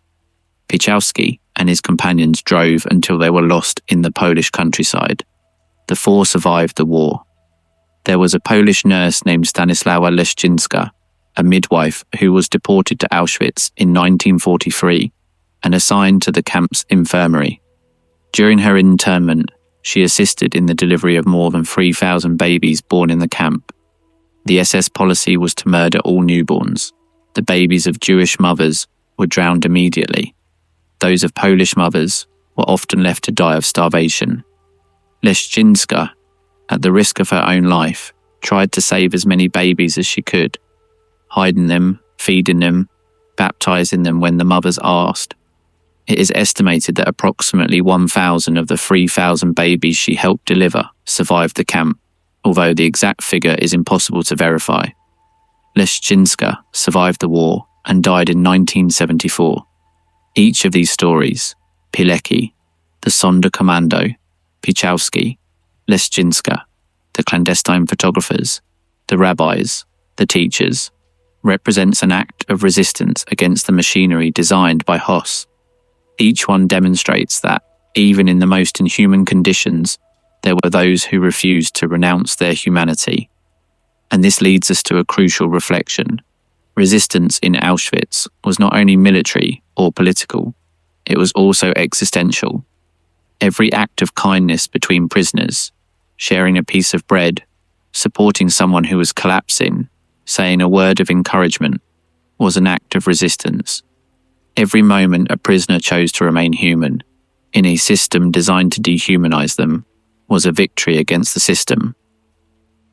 Rudolf Höss designed Auschwitz to destroy not only bodies, but souls, to turn people into numbers, into objects, into ashes, to erase all trace of humanity, of identity, of dignity, and to a large extent, he succeeded.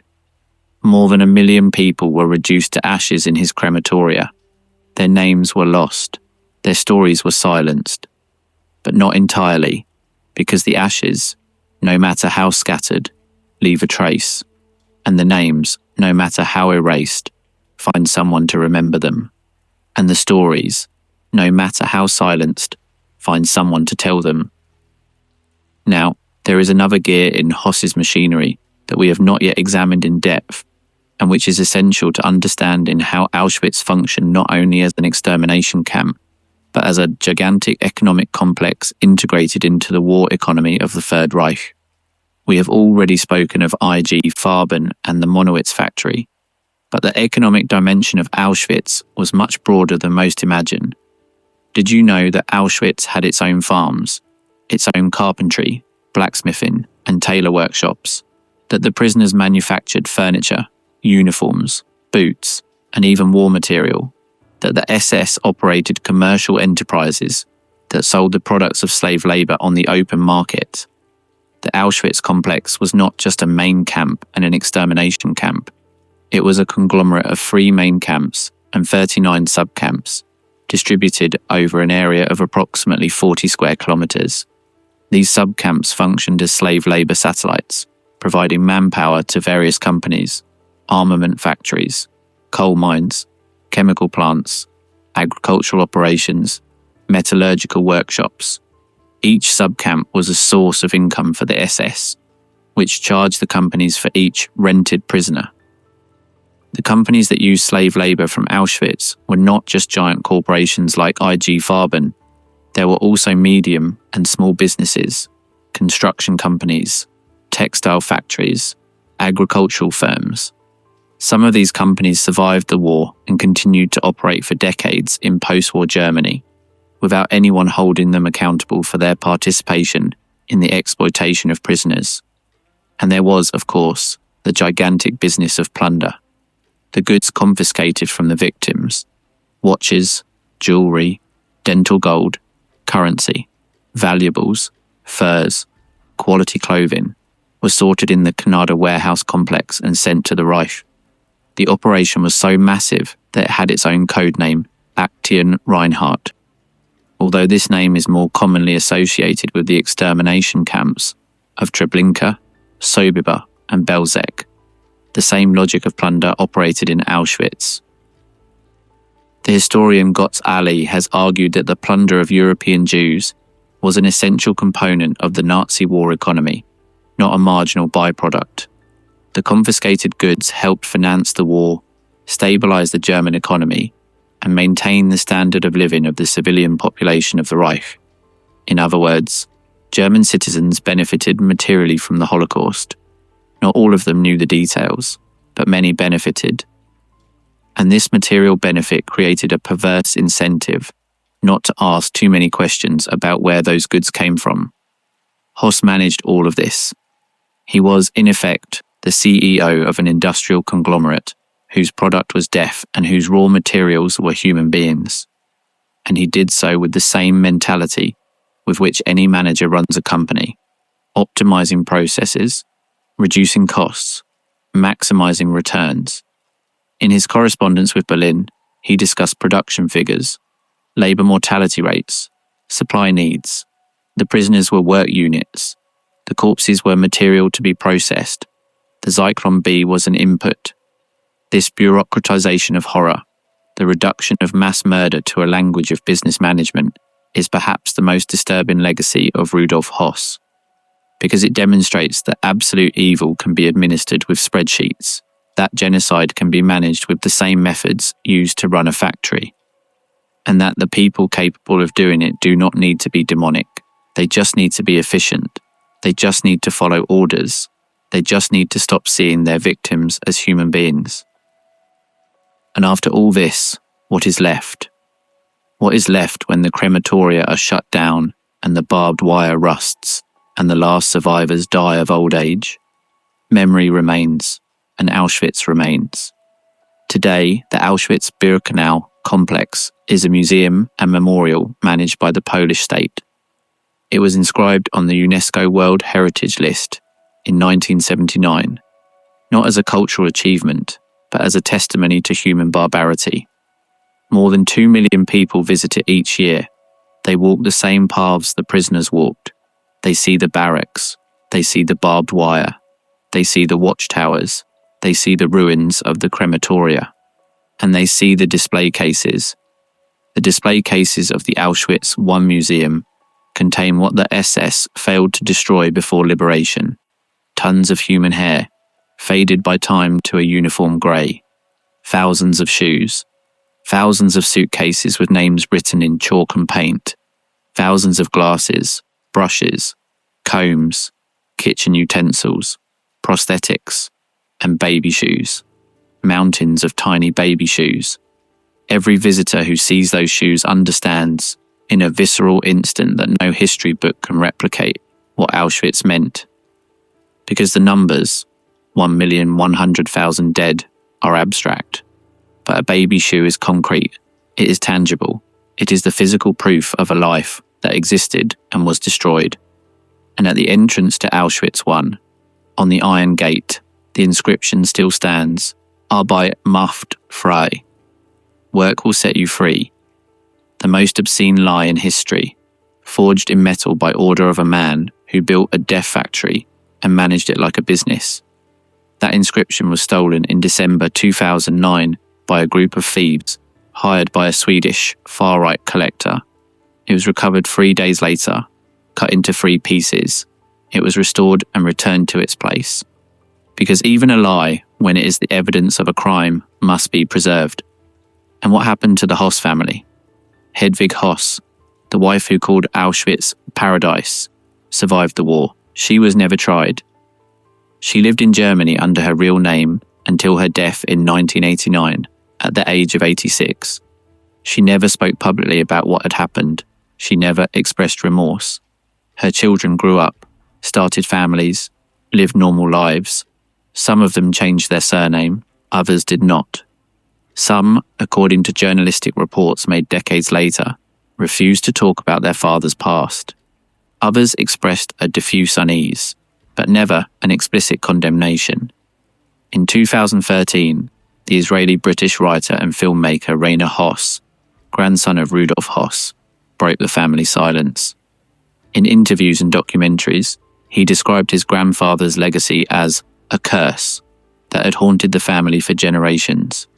He spoke of shame, of secrecy, of denial.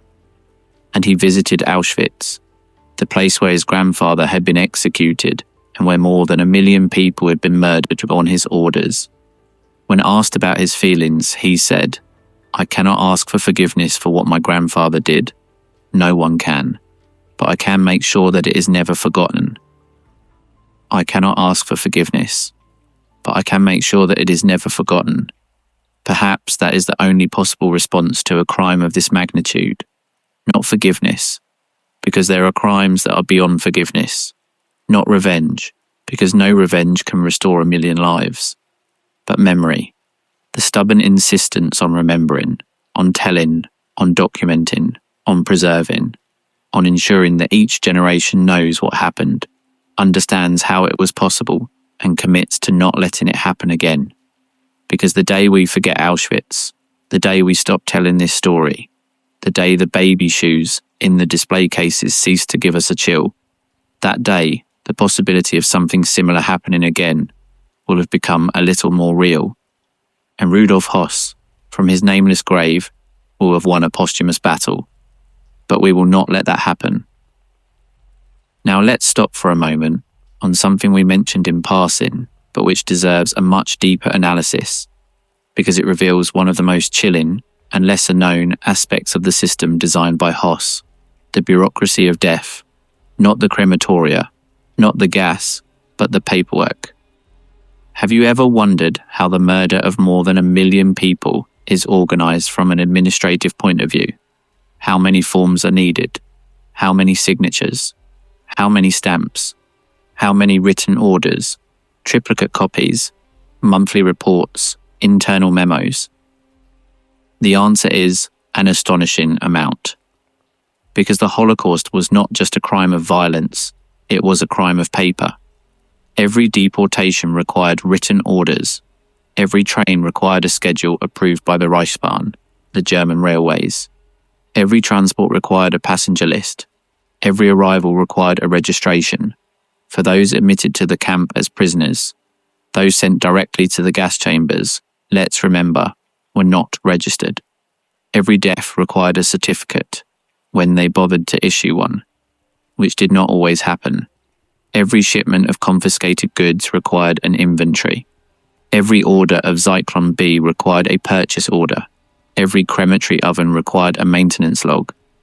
The SS kept meticulous records, not of everything. They deliberately omitted registering many of the victims gassed immediately upon arrival, but of a large part of what happened.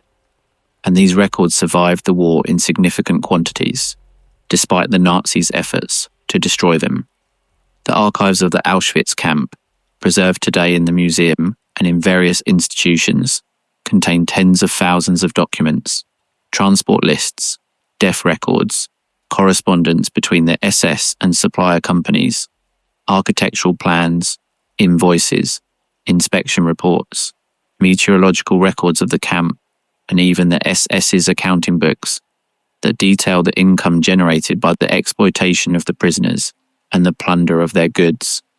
One of the most revealing documents is the correspondence between the Zentralbauleitung of Auschwitz and the company Topf und Söchne regarding the installation and maintenance of the crematory ovens. In these letters, written in standard business language, as if it were about the installation of any industrial equipment, technical specifications, delivery deadlines, performance problems, and costs are discussed. In a letter dated January 29th, 1943, the Zentralbauleitung requests Topf to urgently deliver equipment for crematoria 4 and 5, citing the need to complete the installations as soon as possible due to reasons of hygiene. Reasons of hygiene was one of the euphemisms used to refer to the extermination. The engineers from Topf visited Auschwitz on multiple occasions. One of them, Fritz Sander, designed a project for a crematory of unlimited capacity, a multi-story oven where the bodies would be introduced from the top and would descend through different levels of combustion. The project was never built, but the plans exist. A civil engineer, an employee of a private company, sitting in his office in Erfurt, designed with a ruler and compass an oven optimized to incinerate human corpses on an industrial scale. And he presented the project to his superiors as if it were any other technical innovation. Did Sander know what his ovens were for? Of course he knew. He had visited Auschwitz. He had seen the camp. He had smelled the smoke. But after the war, when interrogated by the Soviets, he declared that he was just an engineer fulfilling his client's orders. He died in 1946, before he could be tried. The Topf und Söhne company continued to operate in post-war Germany until 1963, when it closed for economic reasons. None of its directors were convicted for their participation in the manufacturing of the crematory ovens for Auschwitz. In 2011, in the building of the company's former headquarters in Erfurt, a memorial museum was opened, dedicated to documenting the complicity of private industry in the Holocaust. It is a small, little visited museum, but profoundly impactful, because it shows that the Holocaust was not only the work of soldiers and politicians, it was also the work of engineers, accountants, salesmen, and secretaries. And this brings us back to the central question that runs through this entire story like a red thread. How was it possible? How was it possible that a man like Rudolf Höss, a family man, a horse breeder, a man of proper manners, could design a death factory? How was it possible that engineers, doctors, chemists, businessmen, railway officials, accountants and secretaries participated in the extermination without their conscience stopping them? How was it possible that millions of citizens looked the other way while their neighbours were deported in cattle cars? There is no single answer. There are multiple factors that converge to create the conditions for the Holocaust. The centuries-old anti-Semitism that had poisoned European culture for ages. The economic crisis of the Weimar Republic that created fertile ground for extremism. The Nazi propaganda that dehumanized the Jews, turning them into parasites, vermin, bacteria. A vocabulary that eliminated all possibility of empathy. The totalitarian structure of the Nazi state that eliminated opposition, controlled information, and punished dissent. The fragmentation of responsibility that allowed each individual to feel that their participation was minimal, partial, insignificant. The obedience to authority that, as the experiments of Stanley Milgram would demonstrate in the 60s, is a deeply rooted tendency in human psychology. But perhaps the most disturbing explanation is the simplest. It was possible because people allowed it. Not monsters. People. Normal people. With families. With jobs. With hobbies. With dreams. People who, step by step, decision by decision, got used to the horror. First, they accepted the insults. Then the discriminatory laws. Then the deportations. Then the rumours about the camps. And finally, the smell of burning flesh that came from the other side of the wall. Each step was a little worse than the last, but each step was only a little worse. And that gradation, that imperceptible slope into the abyss, is what made it possible for an entire nation to participate in the greatest crime in human history. Rudolf Höss was the architect of Auschwitz, but Auschwitz was built by a society. And that is what we must remember. Not as an academic exercise, not as a distant history lesson, but as a living, urgent, current warning. Because the conditions that made Auschwitz possible, dehumanization, blind obedience, indifference, moral fragmentation, are not exclusive to the Germany of the 30s. They are latent possibilities in every human society, in ours as well. The day we stop feeling a shiver when we hear the word Auschwitz will be the day we are closer to repeating it. And now, before closing this chapter, there is one last story that needs to be told, a story that almost no one knows, but which summarizes, with devastating symbolic power, everything we have narrated. In 1944, a prisoner of the Sonderkommando, his identity has not been established with certainty, although some historians believe he was the Greek Alex, managed to take the 4 clandestine photographs we mentioned earlier. These photographs were taken from inside Crematorium 5 in Birkenau. 2 of them show bodies being incinerated in open-air pits. The other 2 show a group of naked women being led between the trees towards the gas chamber. The photographs are blurry. They are poorly framed. Some are partially overexposed.